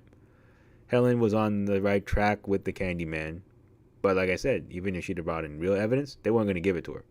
She was never going to go anywhere. Like, she was destined to be screwed over one way or another. If not by Candyman, her fate would have been much darker, where she would have been unpublished. She would have been dumped for a younger woman, and she would have found herself trying to figure out where to go next to get a possible job where she wouldn't have been locked out of. You wouldn't have left her. You would have discontinued cheating behind her back. No, sooner or later, that girl, like, if that girl was already painting the walls, like, that girl was gonna eventually push hard, you know. And she was a college student. He was already not even coming home. Like, it was like when she was there, like, he wasn't even happy to be fed by Helen. Like, the dude was a dick. Like, no, he was coming home. He was coming home late because when you first saw, when he comes home for dinner, though, like, she's not happy. He's not happy to see the dinner. They're just being a dick. It's like, huh? But to the point, though, like, it's a depiction of both of these folks from point of view, and like how the system at times does not really help people like them out, right? The system is not designed for that. And then we walk into 2021. We were supposed to come out in 2020, but because of the pandemic, it got kicked back a whole bunch of times until it was released ultimately in 2021. Yeah, with the During the story. height of the BLM riots, during the height of the discussions and attempt of change of depiction of black people and culture, and again, with gentrification happening everywhere in this country, where the idea is that if you just destroy something, it'll go away, we are brought back to the world of the Candyman, and we're brought back to 1978, the Cabrini Green, 77. 77, right? Cabrini Yeah. Green, where little kid is doing his laundry and he's scared to be doing that laundry because he's afraid of his own shadow. As he's doing the laundry, some creepy guy walks out of the walls offering him candy. He justifiably freaks out, as any one of us would have, because I think I'll freak out too. Like, "Eh!" My main concern is what is a hole that big doing in a dude, laundromat like dude, that? when I was in Reno, the guy walked out of a hole that size in the wall. Like that's how big the hole was. Like it doesn't look visible to the eye in the first shot, but like the guy just walked out of a hole like that. And you're like, how the hell? You know what? It's better I just don't ask. You keep going on about my day. But that's what it looks like. Like it's and there's places in Chicago. I'm not sure if Cabrini Green is one, but I remember hearing like places in Chicago and Michigan where like the cops will go chasing people in buildings like this, and like the guys will turn the corner and then they'll bounce. They'll be gone. And they're like, how did they disappear? And it's like, oh yeah, it's because like maybe there's a hidden trap door somewhere or like a hole in the wall somewhere that these guys like they know where to hide, and the cops lose chase in the buildings, so they have to Yeah, wait for them to leave the building to catch them outside. But again, like the person doesn't have to in theory leave the building. Like the building's locked down by the gang. Things wait. Like places like that exist, you know. So Mhm. like this kid sees this dude, and naturally he freaks out. The cops are looking for this guy, and the cops beat this dude to death, right? And you're like, why'd they beat him to death? This guy didn't. This guy was creepy, but it didn't seem like he was threatening or anything like that. It just kind of seemed like the kid freaked out. well, he was wanted. He was wanted, but again, like, it goes back to like there didn't seem like there was really a need to beat him to death. Like they beat Sure. him, like it was excessive. Like they beat him to death. Yeah, it I mean, was you one know, of those things. like the murder was unjustified by all accounts, but the fact that they the squad that they used to beat him to death was just like the equivalent of a lynch mob. Like I've never seen so many officers in a very small laundromat basement just Yeah, attacking one only single guy 15 with a hook guys. right hand. Yep, it was like what five? How many guys? Like 15 guys went in there and started Yeah, something like clubbing. that. Yeah. Yeah, they I clubbed the lost shit count out after of him. 10.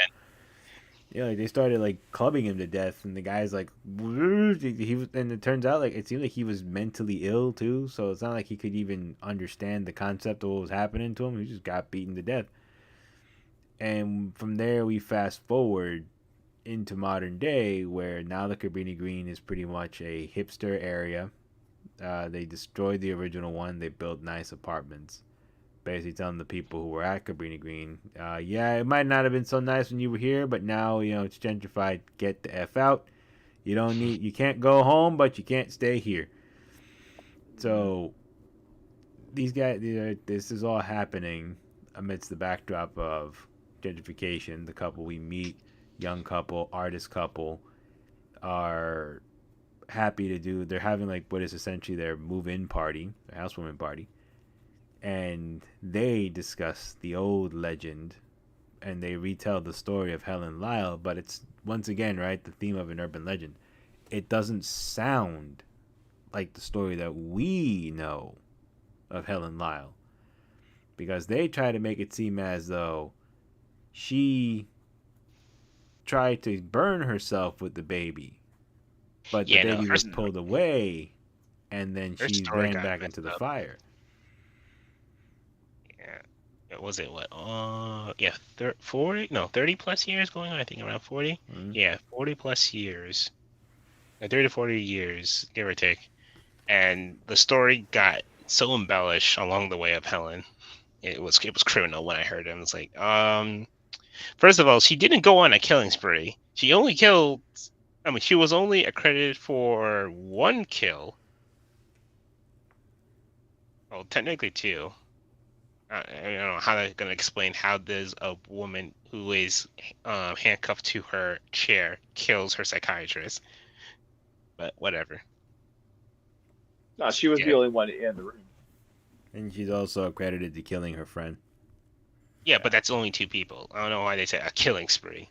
Killing spree is the dog, Well, then the two friend, the people, the two. That's Yeah, it. they yeah. darn well. No, they counted the dog Well, separately. it's like what. They counted the Well, I dog. mean, it's yeah. It's like what Bulls. It's like what Jet said. It's sorry guys, these nicknames I'm trying. Jack. It's like what Jack said. It's an urban legend, so it's not quite true to form of the source material. It's morphed. Yeah, we want to call her the Kool-Aid Man because that's what just viewers want to call her now. Well, I'll tell you what's an urban legend that a lot of people think is the people like have. Oh yeah, yeah, it's true though. So, like, there are urban legends out there though, Kool-Aid Man. aside from the whole Candyman story, like I was saying, or the Bloody Mary. But like, remember what I mentioned about the gators in the sewer? Yeah. Yeah, like that's one major legend. And if you go listen to people, like I actually have heard someone say, yeah, they escaped into the sewers and then they became alligators. That was one I've heard. I've heard another urban legend that I have heard that I'm not sure if it's true is the mole people. Have you guys heard of that urban legend in New York? Oh my goodness, Yeah. people. I That sounds very familiar. Give us the gist. The idea is that there's like a sort of network of homeless people living in the sewers, Hmm.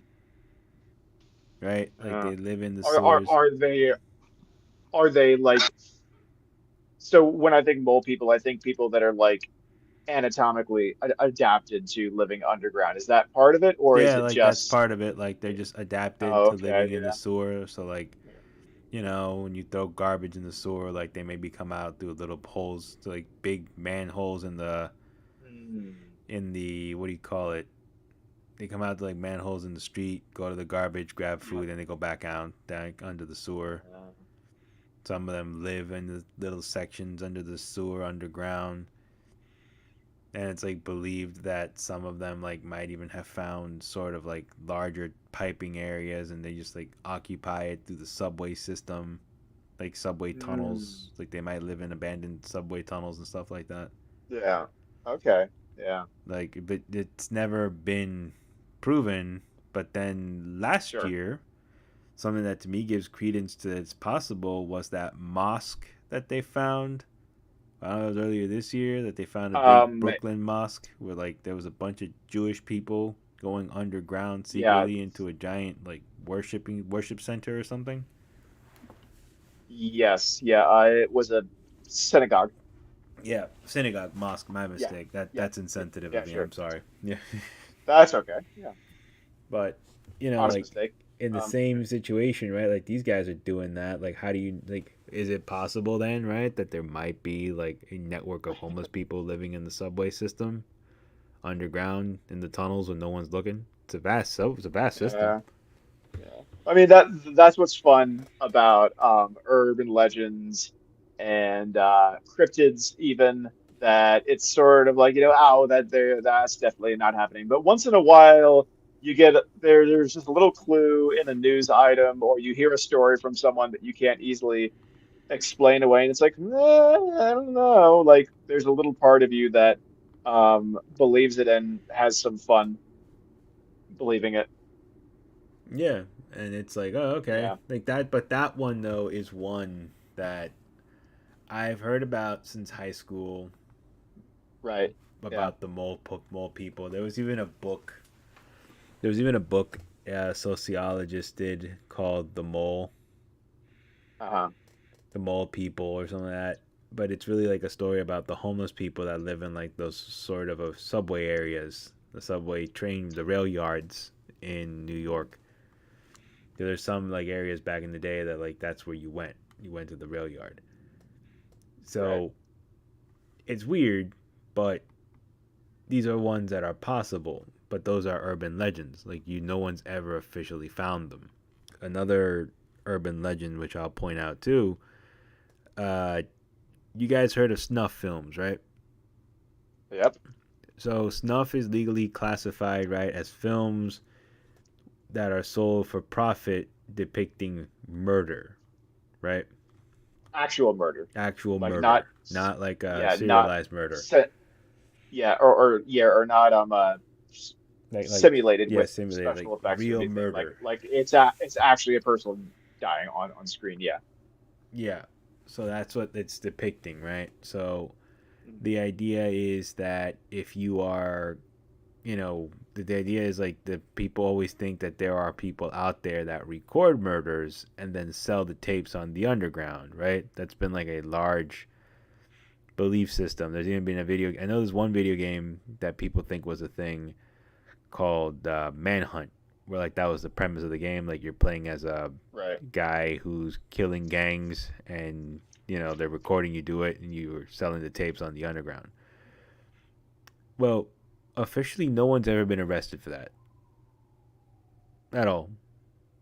There's never been brought to trial for doing that. They have found people who record themselves killing someone, but they don't distribute the Uh-huh. tape. They keep it to themselves. So like those are Hmm. urban legends in our day and age that some people think are really out there happening. Red rooms are another one. There has never been a red room discovered. What's a red room? So on the dark web, you pay through Hmm. Bitcoin. Now they say Bitcoin, but you pay and you log in and you watch live as a guy murders somebody. Hmm. But it's never been proven. But it's a thing that people Okay. believe could be a thing out there on Right. the dark web, Sure. right? So like in urban legend, these are things that you hear in urban legends.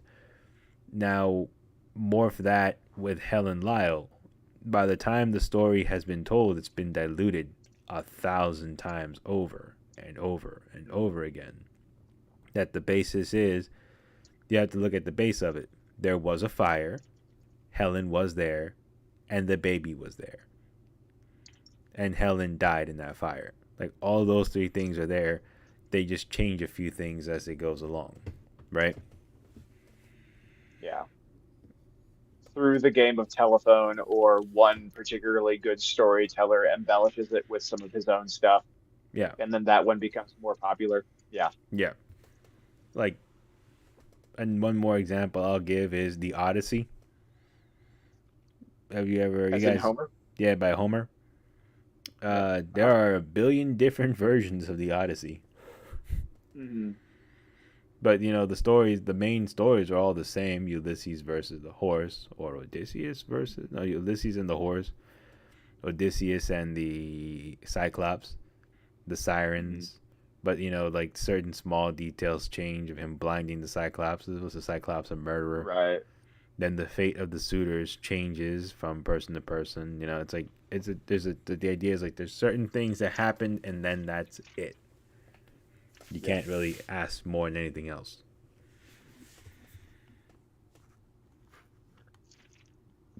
So it becomes it becomes diluted over time. So Yeah.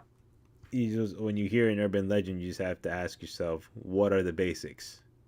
If not, you'll find yourself caught Sure. up in a whole Yeah. bunch of things. What are the one and even like between stories, even between stories that you would very distinctly classify as different legends.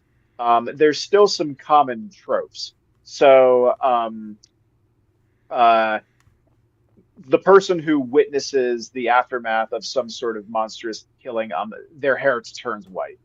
That appears twice in the original Candyman movie. But there's Mhm. also legends that I've heard um around where where that's a trope. Yeah, So it's like even if the stories are very different, they're still kind of borrowing from one another. yeah. Yeah. Because in the first story, that's like the first one. He's like, yeah, after he saw the murder, his hair went all white, and he was confused. He didn't understand. Mhm. But it's like, no, dude, like it's not one of those things where it's like, yeah, it happens to everybody. Like, there's no evidence of this ever really, really happening. You know, nobody's ever really seen it. And Sure. that's like what happens with this one. Helen's story has been morphed, and everybody's story has been morphed.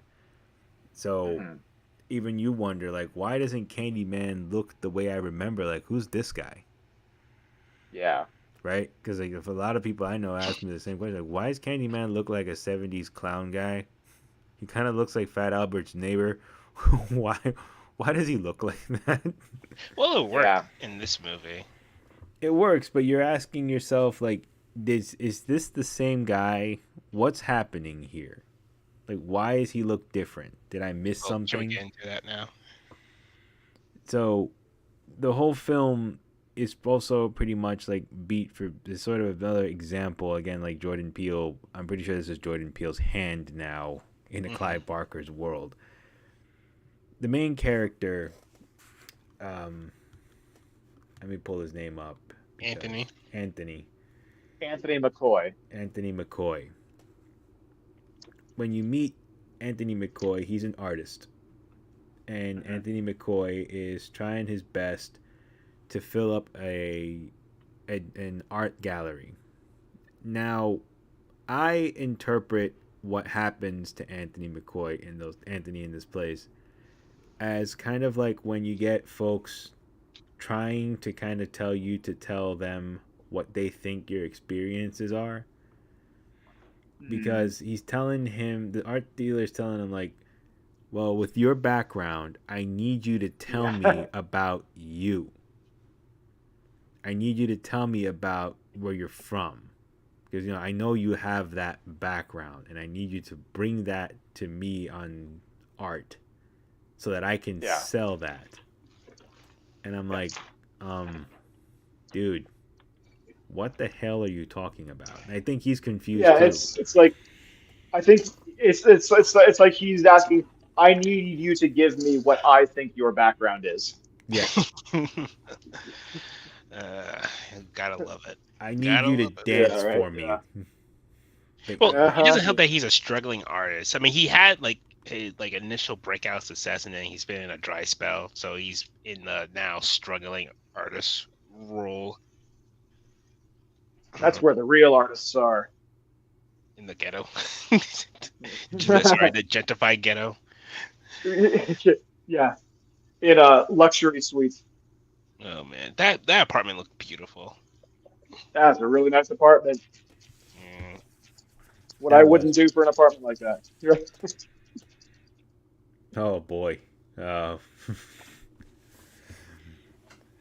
all they wanted was a nice apartment and to, just have a nice life together, that nice young couple. Well, I blame the Anthony's girlfriend's brother for telling the story because if he just kept his Oh, mouth shut, this wouldn't have none of happened. this would have Nothing. happened. Yep. Didn't he see the first movie? Really not. But Oh man. I'm also gonna turn around and I have to blame the fact that they were going around renting out an apartment where the Cabrini Green once stood. I have to say, Mhm. he had to go back there. But it goes back to it though, like they're trying to he goes and now starts to try to figure out, like, well, how the hell can I tell the story of what I was and he taps into the idea of like, all right, well, you know what? I came from Cabrini Green, and that was an urban legend over there. So why don't I depict something for Candyman? And he begins a sort of similar trail as Helen does, right? He is a black aspiring artist, and at that point, he decides that in order to be to get to like be able to be successful and do whatever it was that he thought they had to do, he decides to start doing research on Candyman and start seeing going to talk to people who claim to have seen Candyman so that Yeah. he can capture a better image of his art so he can once again sell out that gallery like he wanted to do. Yeah. Yeah. Well, and like Helen, he goes into Cabrini Green as an outsider. Though, uh, in the end, it turns out that he's not as much of an outsider as he thought he was. Okay, No. Red. This is spoil things right out the gate. But Okay. I can't spoil. I can't spoil it if we're gonna like explain it to the audience. If they don't want it spoiled, they should go see it. Yeah, they should. It's a 2-year-old movie and it's also been all over every platform at this point. This is Okay. not the movie. Our summary is not the movie. All It's right. All not. right. I mean, considering what we just described the first one, which is much older than this one, man, Yeah. so the whole time gap Okay. thing is a it's Yeah. a it's a harder argument to prove because people will nit at you for spoiling movies that just came out 2 years ago versus things that came out. Well, I'm going to say this. Well, I know tons of assholes out there who have rewatched Loki about 8 times. Loki sucked. But if you can rewatch Loki 8 times, you could have gone and watched Candyman by now. If you went to see Taylor Swift's fucking music tour Oh 8 my times, God, like that one guy said on the no, fucking New Year's Eve, I'm standing my then ground here. Look, you could have that's seen on them. Candyman by That's now. their choice. That's their choice. That's Okay. You're their shaming people for their choice. You Okay. chose I not to watch okay. But at the Candyman. same time, it's You spoiler. chose to Spoiler. log into this podcast. If you Yes. chose to So do that, you already know we're going to spoil it. We've disclosed that around here a whole bunch of times. yes. I mean I think the policy should be that we spoil any movie that we say in the description that we're talking about. Matter of fact, I'm If going to we go if we right mention a over movie here. that is kind of related, we should avoid spoiling that. But if it's the topic of the podcast, of course we're going to spoil it. You can't talk about a movie without spoiling it. Especially this one. Like, this one is. Yeah, yeah. Like, Like in any, if you want to talk in any depth about a movie, you have to spoil it. yeah. So, And it goes I'm back. just saying you could have just gave him a warning instead of just jumping right into it. Well, you jumped into it earlier on, sir. We just kind of said you're getting ahead of yourself. We hadn't wrapped up the first one. That So, was Okay. in the mid, like what we were in like an hour in when they did that. well, let's go into this one. Does this one I think we're gonna like be able to. This one, what's cool about it is his mystery solving stuff happens pretty quick. Like you're able to kind of pick up on it once the beginning after his art show. You're like, okay, I think I know what might have happened here. Oh, And that art show was painful. And if you're paying close attention, you recognize certain people. You're like, I know who you are. Okay. So he goes, like, he finally puts on his art show. And he puts it on. It doesn't do well. He's not happy, obviously, right? You He wouldn't got be. disrespected to his face by a critic who Yeah, was like so pretentious they about it. criticized all his stuff. And once again, right, like the critic, that blonde-haired woman, right? Who I Yeah, thought well, for a she- little bit was Helen. For a few seconds, I'm like, oh, that's not Oh her, my- but I thought it was wow. her. Why would you insult Helen's good name like that? How No, dare you? I thought again because they didn't announce that this wasn't a remake very early on. Like they didn't tell you this was a sequel very on. They told you this was a remake, reboot. Yeah, They said. yeah, because I didn't know it was a sequel until I like read the description right before I watched it. Yeah, and you're like, I didn't. I what? just went into it blind.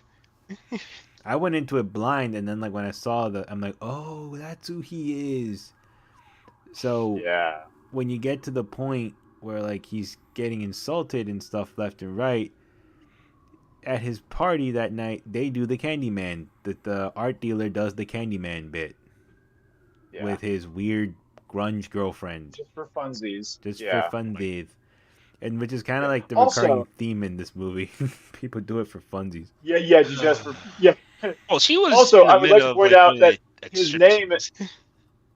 His I would like name, to point out the movie spoils itself for you, the sequel, because his name is Anthony McCoy, and that's explicitly said that the baby's name is Anthony McCoy in the original movie. I yep. forgot that. I forgot his last name Yeah, because I And remember his then first name. yeah, when you finally see his mother, it's the Yo, same that's when it actress. hits. that's amazing. It's the same I was wondering actress. that. Yeah, Yeah, it's the same yeah. actress. Like it's the same mother. Like you look at it like, oh. Like the thing is, you only saw them a bit here and there in the original film because like you're following Helen around most of the time. Hmm. But if you pay attention to them, you're like, oh yeah, no, like this is what it is. He is like once he's in he basically is being wronged through a lot of this movie, and like these people decide to do the Candyman thing for fun, and the art dealer and his weird STD ridden girlfriend get killed We doing don't know that. she has Well, STDs. I That's guarantee you you know, that yeah, lady has stop it. that lady has STDs. Now look, the worst she does is LSD or Molly. Let's be real with that hair. Yeah, she does that, and then she caught an She STD. So, no, she anyways, didn't catch one. She just caught a hook. she caught a hook. All right. And I think what you oh, said is outrageous. It's STI. Yes, fine. Oh um, yes, I all stand right. corrected. STI. She's definitely riddled with some kind of friggin' STI. There we go. That's much kinder. Thank you. All right. Thank you for correcting me on that one, Red. Also, we're gonna skip over the fact that before Anthony walked out, buzzed from that art show, he basically outed a guy for having sexcapades with interns. I mean, good for him. Right. Yeah, he was Yeah, already good for being him. Yeah. disrespected there. Like again, this is stuff. They tell him, "Be what you think we be. What we think you are." Oh, the first guy said that. The second person, which was the critic, was like, "Oh, I know what this whole thing is. Oh, you're just moving here as a poor artist, exploiting a gentrified like a neighbor a ghetto neighborhood," which I'm just like, "What? Where did you come off doing?" Right. Yeah. So it's like he couldn't win Yeah. either way. It's just like, oh, either you're pandering Yeah. to some guy's vision, or you're assaulting some virtue signaling fool. Yeah, like it's one of Mm, those things. Like I'm watching him throughout this whole time, and I'm like, this dude just can't catch a break. He just can't. Like it's impossible for him to win. So after a few minutes, I'm like, you know what? I don't blame him for being pissed off. Nor did I blame him for his reaction when he found out those people were murdered. He was like, "Oh, they were murdered, but they No, said my no, name on the TV." no. You have to blame him for that one. He had to be more tactful because the first, if that were to yeah. happen to me, I would not be overjoyed with glee within the first 5 seconds All of right, seeing I'm that gonna in front. point out a moment for me where I would be mentioned in Glee. While I would be happy. While the Gassy Hallows podcast, run by Punk and Jack, was being recorded, uh, down the hall from where Punk and Jack was recording his podcast, Vince McMahon was shot in the face about 3 times. At which point, Punk and Jack walked out and saw the shooter, but said he saw nothing, and then the shooter turned and escaped into the night. Vince McMahon is survived by a family of a bunch of cronies and a bunch of murderous rapist thugs that he hired for many years. Me, I'm like, cool guys, check it out. We're being mentioned on that one because You fuck would Vince be in McMahon. jail if they were saying it like you just said. You'd be in jail as a suspect. Well, Or when I walk withholding it. out because I did nothing wrong. Cool Yeah, guys, but we're on camera. no, but you said you saw nothing. I mean, and they know that's a lie, considering that I they were able I to I think verify. yeah. You were saying? I mean he's having mixed emotions, Yeah. right? No, that's not mixed emotions. He is absolutely ecstatic. That is not mixed emotions, good sir. But that guy again, he Maybe was a dick. maybe Like, he's ecstatic, but he's not proud that he's ecstatic. Oh, he was proud. Like, come Or at on. least he doesn't want the other people to know. It was an awkward minute before. He kind of slipped. He kind of slipped. yeah, That he was, slipped, but oh I don't man, blame him for I slipping. do.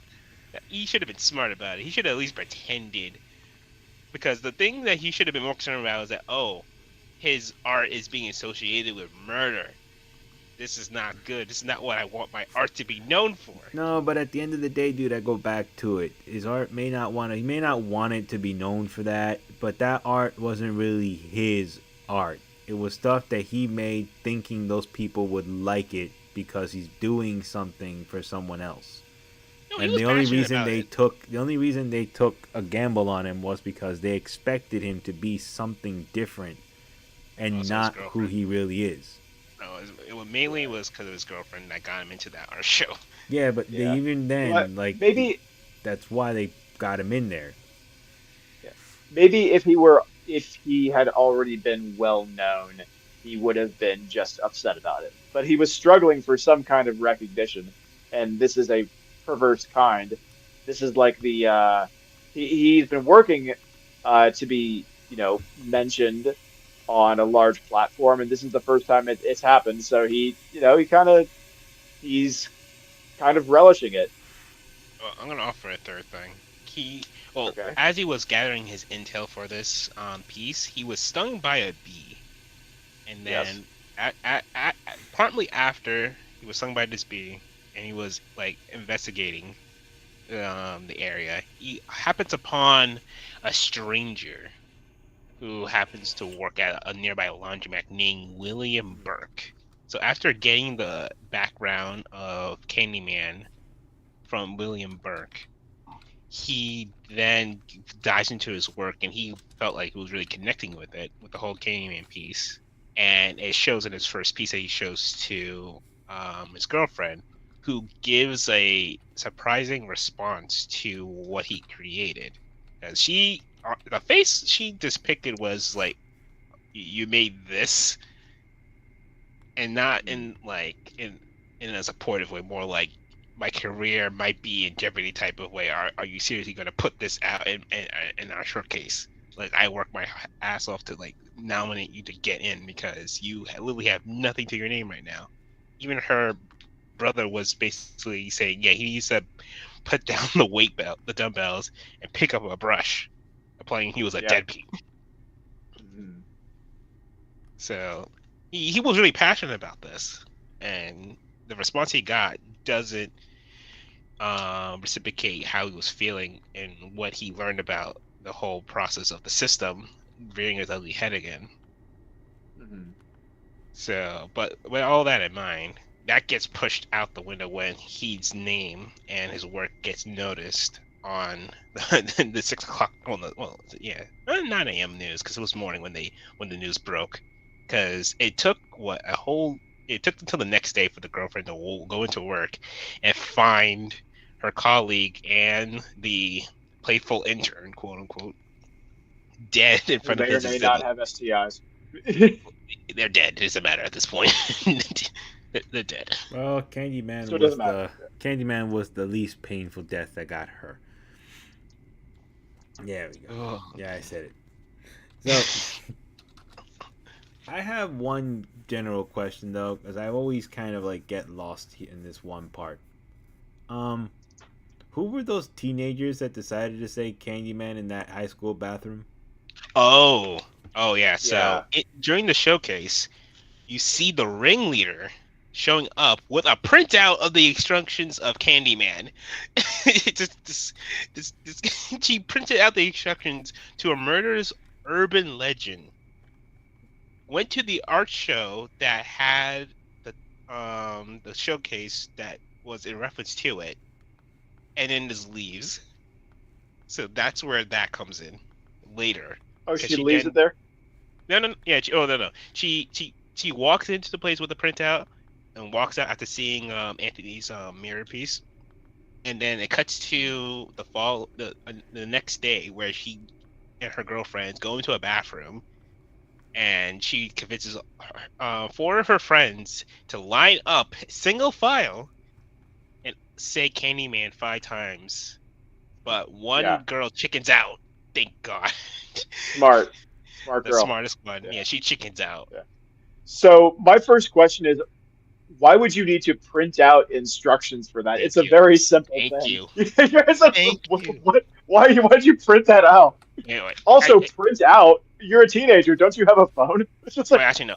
I just realized. I think she printed out the there's so many exhibit. things I don't understand about this. I think she printed out Anthony's exhibit that had that. But like that, I caught the second half of that page, which that's like I I'm, think so. I'm I'm still here. Like, why would she print that shit out? Like, Yeah, that yeah, but that's basically the context. She printed out Anthony's exhibit that had the whole lore and everything, which had instructions towards the end, and walks away. She just decides not to commit suicide at that night, thankfully, because there were two idiots that would take her place anyway. Which I'm confused. I figured Candyman would just kill the person that says no, they were all in the room together. no, no, In, no. in I mean, but in the original story too, the first one you hear, like, he kills that girl, but that other guy got away by the skin of his teeth. He was next. In the very first story you hear, it seems like he was going to go kill the dude who had been invited by the girl, the mhm. bad boy. He was gonna get it too. Yeah, but But then like the background one, which actually that was more from the fake Candyman. That explains why when he went into the stall and came out and his hair was white, that he didn't die too, because that was just by a fake one. But yeah, Candyman in that scene with the with the art showcase person and the intern, Yeah. that was the effects were and the atmosphere was brutally well done. Like, oh man, it was. It didn't have like. I kind of wish I didn't watch it with ads, but Christy Amazon. Yeah, you watched it on Freebie? Yeah, yeah. Yeah, so did I. Yeah, and it was. I had I bought mean, it. we're gonna lose our Freebie sponsorship too, but they Oh didn't please. even place the ads in good places. They like placed them like in the middle of frightening scenes. Hmm. Well, I'm pretty sure some people that watch Disney movies complain, it's too scary. I want it to be wholesome like Disney. And then they came back and they decided to butcher a classic by putting it where it shouldn't be. But Yeah, well, I mean, if you don't want horror, then don't watch horror. bingo. That's But it's we're dealing with the same generation that learned what Berserk was, and then they were happy that Kentaro Miura died because Berserk in their eyes was too violent. When it's like, you don't have to be happy about this guy's death. Like, you can just not read Berserk and call it a day. Like, no one has you at gunpoint saying, "Read this book, bitch, I'll kill you." You know, no one has you there harassing you about 18 times a day if you watch the latest episode of the Jim Cornette Experience and telling you that you should watch it with them while they whack it to Jennifer Aniston. None of this is happening to you. You don't We have okay. to get do you that. therapy. We're going to get you therapy, boy. Yes, I need therapy. I need my insurance to kick back in. God damn Just a viewer Okay. is concerned now. Excuse me. it. Yeah, Um, that so happened to I, me, so, just a viewer. All right, moving past so that. yeah. Um, Yeah, children dying in school following what? What was it? One? No, two murders or three? Because I can't remember when I the remember art. it's after this though that then the girl he goes to the art critic and then she dies not too long after Yeah, this. but no, she dies after the children die though. Yeah, so like at this point I remember like the kids are there and then that one girl happens to just for some reason she kicks the door like a weirdo. That girl that walks into the bathroom when the three girls are done doing the Candyman bit. Mm, Remember, of like course. that last the black girl kicks the door into the bathroom very dramatically, and they get scared. Like, why would you do that? Like, I would have made fun of you in school too, weirdo. Oh, they were making. I would have Let me made go see fun of this her again. too, though. Like, why would you kick the door down like that? You sound like a dean. Like, you're gonna come and No, get us she in was already trouble. mad at them because of what happened previously. Because So, they were making fun of her from she was at a party or something like that. She was drunk or well, no whatever. wonder they make fun of her. If you go around kicking doors like that, I'd be making fun of you too. So Look, they were not the good ones, the good guys in this no, scenario. no Like, one was a good like they weren't the good guys, but this wasn't exactly a character where I'm like, oh okay, yeah, they're mean for making funny. Like I would have been pissed as a teenager. Imagine I'm sitting there taking a dump and somebody bolts the door open. I'm like, oh shit, somebody's gonna fight. I need to see that scene again because I'm pretty sure she just entered it normally. No, she like slammed the door open, and then that's why they're like, "You idiot! You broke the door when they were trying to open it because they thought maybe she busted it from the dramatic big John Stud door that she entrance that she fucking bust the door down." But Yeah. she does that. So, Huh? Yeah, she lived though go ahead. because Candyman didn't kill her. No, she does that, and then she sits in the can, and then you get the best image in this film, which is you Oh, see it happen from the point of view of her mirror. oh man, that was And like that gruesome. music that's playing in the background that feels like a broken record.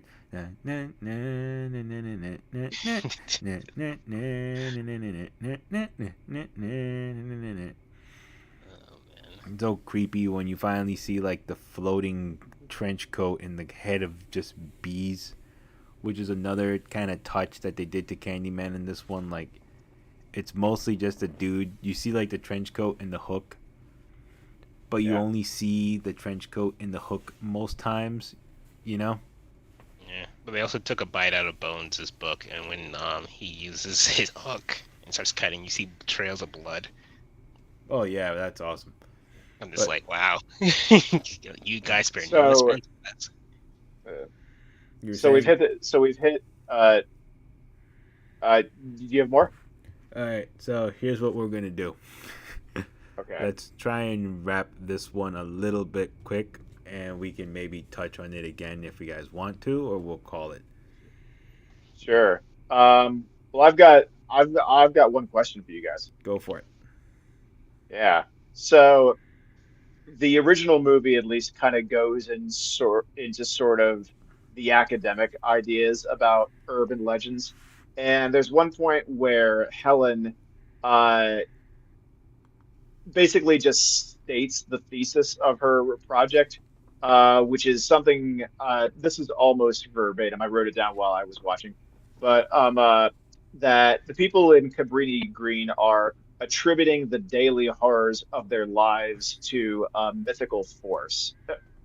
And so this is kind of a theory that uh, that's basically, reality is really hard, and sometimes it's too hard for us. And legends and the supernatural are kind of these adaptive concepts that help us handle those realities. That's somehow it's it's not as hard on people to believe that horrible things happen because of unseen forces rather than just people or systemic forces or just the suckiness of reality. What do you guys think of this theory of legends? I agree with it. The idea that there is a higher power preventing you from hitting your 100% versus maybe you just haven't, maybe it's not, how to put it, you yourself are not pushing yourself to the max potential. It's easier to just blame it on something else that's an invisible Mhm, sort of force, right? Like that's the idea. mhm. That's kind of how that's kind of like, Something, well, I mean, that would be a version of it. Yeah, like it could be so like that's an attribution thing, right? It's easier to believe that there's circumstantial reasons that you're not doing as well as you could rather than just um uh thinking, well, it could be me. It might be easy. It could be easier to offload it onto another force, but the theory I think they're getting at is more general. That the people in Cabrini Green, uh, things just aren't going right. There's a lot of violence around, and the theory is in this case at least, is that it's easier to believe that it's a monster than it's just people. yeah. Um, Yeah. it's also not just easier, it's also safer for them to just buy the urban legend side of it. Like, Mhm. well, full exposures here. The dude turns out to be the baby, and Yep. they did everything in their power to kind of like get him away from the Cabrini Green and move him somewhere else. They even lied about his origin. But at the end of the day, like, that thing was following him, and he could try a million ways to run away from it, but he was never going to escape it. You Well, know. Mhm. the laundryman William didn't help, considering that he more or less orchestrated the second half of the movie. Well, it's Yeah. just he eventually found him, and it's for people like him. It's the same kind of vibe where it's like the boogeyman. Having a boogeyman around in his eyes was a better thing than to not have a boogeyman around. Because he was against gentrification and the Yeah. change that happened in that neighborhood, which that was an interesting uh, angle that an interesting viewpoint that they did in this film with Yeah. him. Yeah. That was a very interesting one. And the other side that I'm going to add, one day we will dismantle this movie at 100%. But the one thing I do want to add with this one, adding to this theory, because I believe in what Red is saying. It's like the idea that the theory is, it's like the idea of having a boogeyman makes it easier to deal. Having a Yeah. boogeyman is a much better, it's like, it's a much also sort of more innocent depiction of what's really going on. Like, you don't want to believe that your neighbor's a piece of shit, because all that does is really separate everybody. Look at how united that whole building was to get to go pay Helen her tributes for, in their eyes, getting rid of the Candyman. Mm. Right? Like, they all, like, no problem with the gangs or anybody stitching on each other. Like, they all went together to pay her the final tribute and throw the hook into the coffin. The same goes at this one where after this was all done, they all banded together and said, "We're not going to say his name anymore.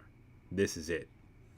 And someone broke the pact, which is Right. Laundryman, Yeah. right? Like, Mhm. it's it was the better. It was like an idea, like, we don't want this boogeyman, and Laundryman's like, no, I kind of want the Yeah. boogeyman to come back, Which makes no sense considering his backstory.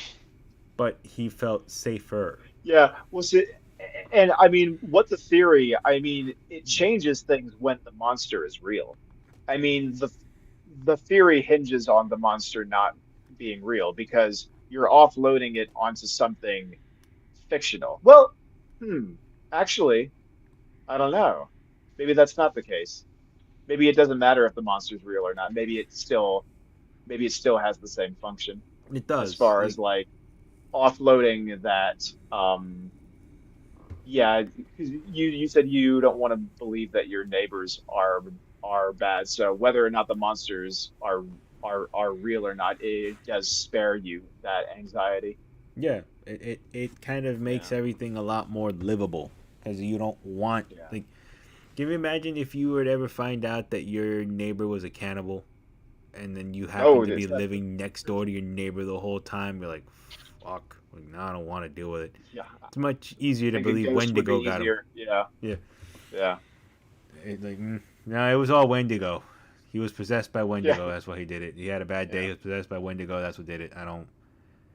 That's But here's the easier to thing: I digest. feel the opposite. I would rather know if my fellow neighbor was, a monster, because at least I know what he truly is, versus knowing Yeah. that it was like this horrible thing was attributed to some mythical creature that I cannot take on no matter what I try to do. But that's Because if also Hmm. what it. You just hit it right there on the head. You can't take it on, thus making it something it's easier to digest. Like, you just think, oh well, there's nothing I can do about it. Where if it's it It's that is just a you, part easy. of life. it's a Yeah. part of life now. It's just a part of it. Whereas if you do know who it is, you do have an idea by the obligation of your being a good citizen or good Samaritan, you have to try to do something, not just for yourself, but for everyone else. Not You even know, because of being like a good sin, just more so survival. Because if you let that thing roam free, it will eventually threaten your livelihood, your survival. So, in order to protect yourself at a basic human level, you need to take that threat out. in theory, you're 100% right. But these are situations where, like, for example, in Cabrini Green, Candyman, although he turned out to be real, the accepted thought by the end of it was it might have been a bunch of gangs just roaming around pretending to be Candyman that caused this. That were going around committing murders. That were going around, you know, disemboweling people. They thought it was an urban legend, and that's where it turns into a how do we can't do anything about the gangs. If you speak out, Yeah. you get silenced. The thing to do for a survivor after a while is just look down and stay out of trouble, which is what the mom says when she meets Helen. She's like, they already have their eye on this one, but they won't get him. Which is so tragic now, that line in hindsight. Yeah. Like, they got him anyway. Bastards.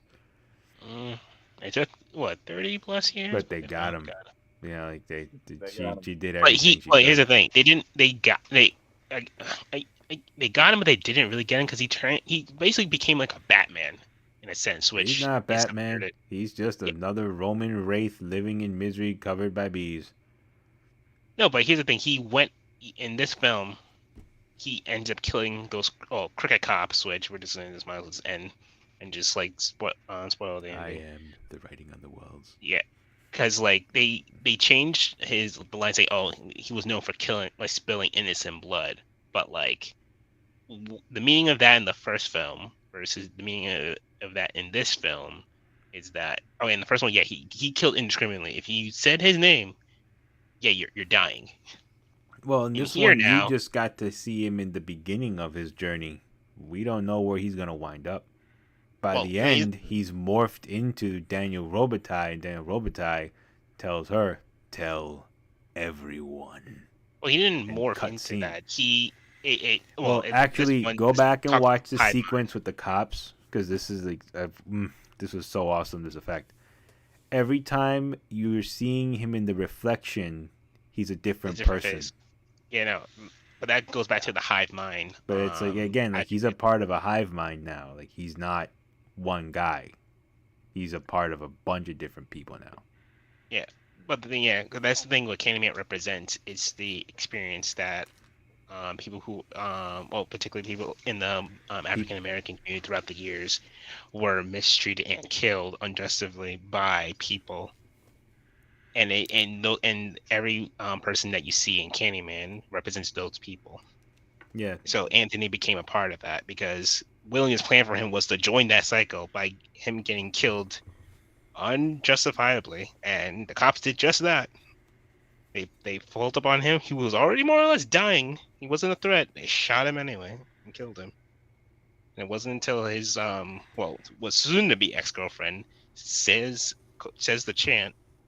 He comes back with a vengeance and kills all the cops and tells her to spread the word and redefines what it meant by says he spelled innocent blood. He adds to that caveat saying people who call themselves innocent are not really innocent People will when say you they are hear it. innocent, even though you're not. But they'll think you are, and that is all that matters. But I actually have one question for you guys about this one. Um, what do you guys think of the musical score for this one? For the second one, Both of them. They kind of both borrowed the of them. similar songs, but they kind of like played certain songs. They just Sure. remixed them a little bit here and there for him. Oh, both phenomenal. Phenomenal Yeah, or nominal? I mean, Phenomenal. yeah, that's pretty different. Yeah. For even I mean, what stood out to me about the first score was the fact that it was scored by Philip Glass, but I mean, I didn't really take note of it. Really? I kind of like hold this one in another. It's one of my other favorite ones because it has such a unique sort of sound to it. It's kind of like a nice urban gothic kind of mix to it. Hmm. Okay. That's Yeah. why I kind of like it.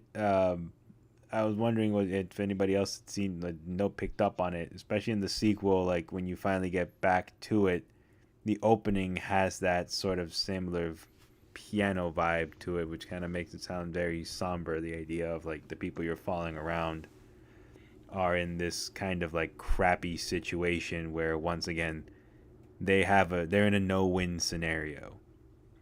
And Mm. this guy was also like in a no-win scenario through the majority of his film. It's like the door once the door closed on this guy with that art exhibit, that was it for him.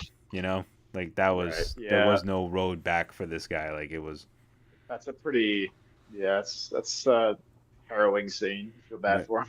You know what I mean? Like once everything went over Yeah. from even after a while, like there's that weird sort of sign which I've been trying my best to find the interpretation. She's sitting there talking with another art lady, and in the back it's like Hmm. you are in the wrong place.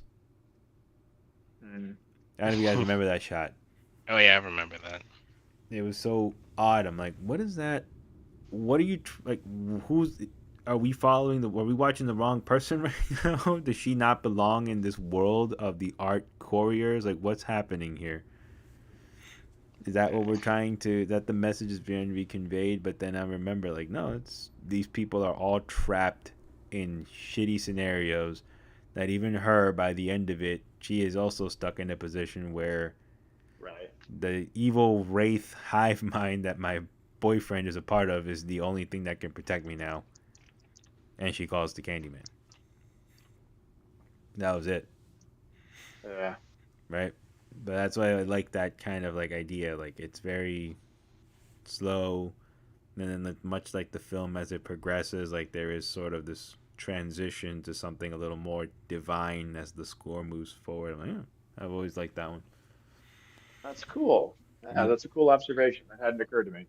yeah. What about you, Bolt? Nice. What are your final thoughts on the Candyman? I really like the ending where the ending credits feature like a shadow puppet montage that was like sprinkled throughout the movie, where Yes. Hmm. yeah, it Yeah. shows like growing members of the Candyman hive, which then includes stories of like real people that would be included in that hive mind, and that was a really nice touch to kind of like cap off this whole I guess redefining of Candyman as like a, because he goes from being like a villain, a vengeful villain, to being like a still vengeful, but not so much. He drops the villain, a monster villainous monsters persona, and becomes more of like a anti-hero, vengeful force of nature, like a reckoning. It's not Hmm. good, but just more of like what happens when you keep um mistreating people to the same extent, if not worse. Basically, when you keep pushing baby in a corner. Ugh. And then some. So, yes, Hmm. Yeah. that is Candyman. For now, you know what? Do I have a mirror? Yes, I do. Yeah. Don't do it. Your Don't On wife's do it. gonna I today's was stop you. gonna say made it Jackass. up for the movie. On today's Jackass. Here we go. I see myself in the black mirror, you guys. Mm. That's even worse. Depends on which season, which episode. Red. Depends on which Well, season, which fun episode. fact the guy in Candyman, the sequel, was in an episode of Black Mirror where he was in a fighting game Oh, fucking his friend.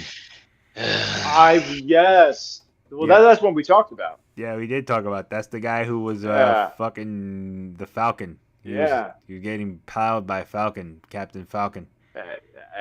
It was it was digital. It doesn't count when it's digital. Well, that's what they said, but then they were both pretty much addicted to it after a while, weren't they? Yeah. Plowing one another. Yeah. Yeah, I but we're guess gonna focus. I guess Yeah, what we're gonna matters is focus on the what fact you're he was Black Manta and Aquaman, which is I'm not sure which is worse. What matters is, it's- what matters is what your brain thinks it is. yep. And what matters there Yeah. was that Captain, Your brain thought it was sex, so yeah. yep, the Yeah. Falcon was getting plowed by Manta Ray, and that was a thing. Yeah. That is some The that's DC, some wild zoological phenomena right there. Marvel fucking DC, just right there, Yeah. right all up in there. Yeah. Wait, who's out there celebrating the death of the goat? What goat? Oh, that Which that goat? was yeah, that was 15 minutes back. I kind of missed the cadence on that. I think it was back. I think he was being sarcastic when you mentioned Death of Vince killing McMahon. at that. I think that was Or more of a sarcastic Jennifer I've Aniston? remark. No. told everybody about that, man. The day that guy dies, I'm having a kegger. Because when terrible people leave this planet and stop breathing my air, there deserves to be a celebration that they're gone.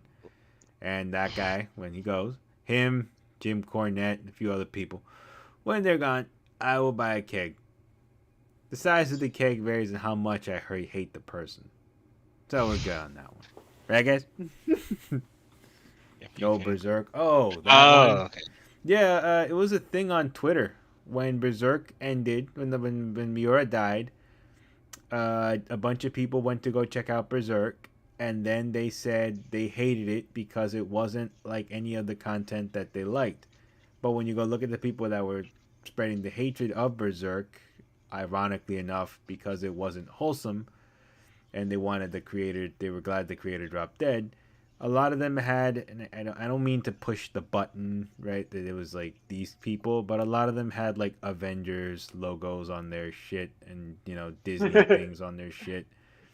And it's like, oh, okay, of course you can't do something like Berserk because you're still here pondering who has the nicer ass, Captain America or Iron Man, because that's all you've been watching for like the past, I don't know, 15 years at this point.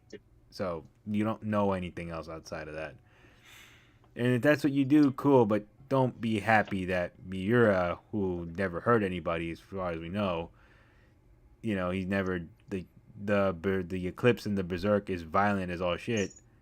He never did anything to anybody though. Those were all fictional characters that he created, and there was nuance to it. You know, it's not something evil, but they were like all happy, yeah, that this happened. It was such a ridiculous thing to see. Especially the dude had just passed away when they started doing that. So it's like somebody celebrating right now. It would be like if somebody celebrated right now. Oh yeah, I'm glad that Toriyama passed away because I don't like that there was never a strong female representation in Dragon Ball until a couple years ago. Yeah, You're like joking, right? No one ever no, said no that. one did that, but it would be the same equivalent. Like don't Trigger. judge If they someone for had. that. Yeah, if they had done that, it's not cool. You know. Yeah, But I yes, can he only did celebrate make when Vince man McMahon cry. dies because he violated an NDA he violated NDAs and people still want me to watch his crap once in a while. So yeah, I hate that guy. Terrible person, terrible human being. I'm ashamed I ever gave him money in the first place. Yes. So our closing thoughts. Mine is Candyman is an awesome movie. I would suggest anybody check it out. Both of them are actually a nice way to spend your Sunday afternoon, back to back in my book. How about you guys? I enjoy them both. Yeah. Really good kind of the second one is literally and somewhat figuratively kind of like a mirror inversion of the first one. Like in the opening credits, you have the skyscraper scenes, but it's upside down. Oh yeah, And yeah, it's an interesting retelling. Instead of a folk scholar, he is an artist. So yeah, I mean, I think that the first one is great, and the second one is a really great sequel slash sort of remake. yeah. I actually like the fact that it's not just it's like a hidden sequel. I thought that was awesome. Yeah, yeah. Was like marketed as a remake, but it's a surprise sequel. Yep. I actually did really like that one. And one day I do want to break it down a little deeper. But I didn't realize we were gonna Yeah. we bit off a little more with you, but it was a good one. You want Uh, to go for a part two? I mean, we can at least do part yeah, 2.5 next time, and yeah, we sure, can yeah, pick it up with something a little shorter. right. Bolt. Yeah, that's a good idea. Yeah. Um, Yeah, nothing more I can add. Wonderful films to watch and experience for the first time, going blindly because I never really heard of anything aside from Candyman say his name 5 times. Similar beat to Bloody Mary. That this was a lovely thing to get to sit through and experience. And also, if someone tells you not to go in a scary, dangerous area, please, for the love of God, listen to them. Did you just give a Yes. movie a good review? What miracles can happen? It just happened. Yeah, it happened back to back. Yeah, double miracles happen. Yeah, the sky might be falling. You should probably get that insurance, like I told you. And on that note, ooh, that started very odd into the ear. This has been the Ghastly Hallows, this part one-ish of Candyman. Join us next week. We'll try and get a little deeper into the sequel because we can't leave that sequel untouched. It's too good not to. We watched it already too, so come hell or high water. We touched it. We took about half of it. Touched half of it. So we'll get to that one. But until then, I've been Pumpkin Jack, accompanied today by Walt, and This has been Red. Star Captain, Star Date, March 18, 2024. I'm just gonna make my way through all the captains. This is Red. This has been Red. Commander Jack. I don't know who his science officer was. Who the hell was Picard's science officer? in the comments. Science officer. Who was The, he? the science off. The mate, the first so, mate. Who was his first mate on the ship? His number one was Riker. Riker. Okay, I only know the other one was Yeah. Spock. Yes, But- that was Spock. That was Spock. And on that note, I am closing out Okay. because Leonard Nimoy is going to come and punch me. And I would welcome that. I think everybody would if he came back and punched me one time. I think it's you say his name 4.5 times in a mirror. Shit, really? Hold on. God damn it. Work, mirror. Leonard Nimoy. Leonard Nimoy. Leonard Nimoy. 4.5 times, right? Leonard. 4.5. There's the half. Leonard Nimoy. Leonard.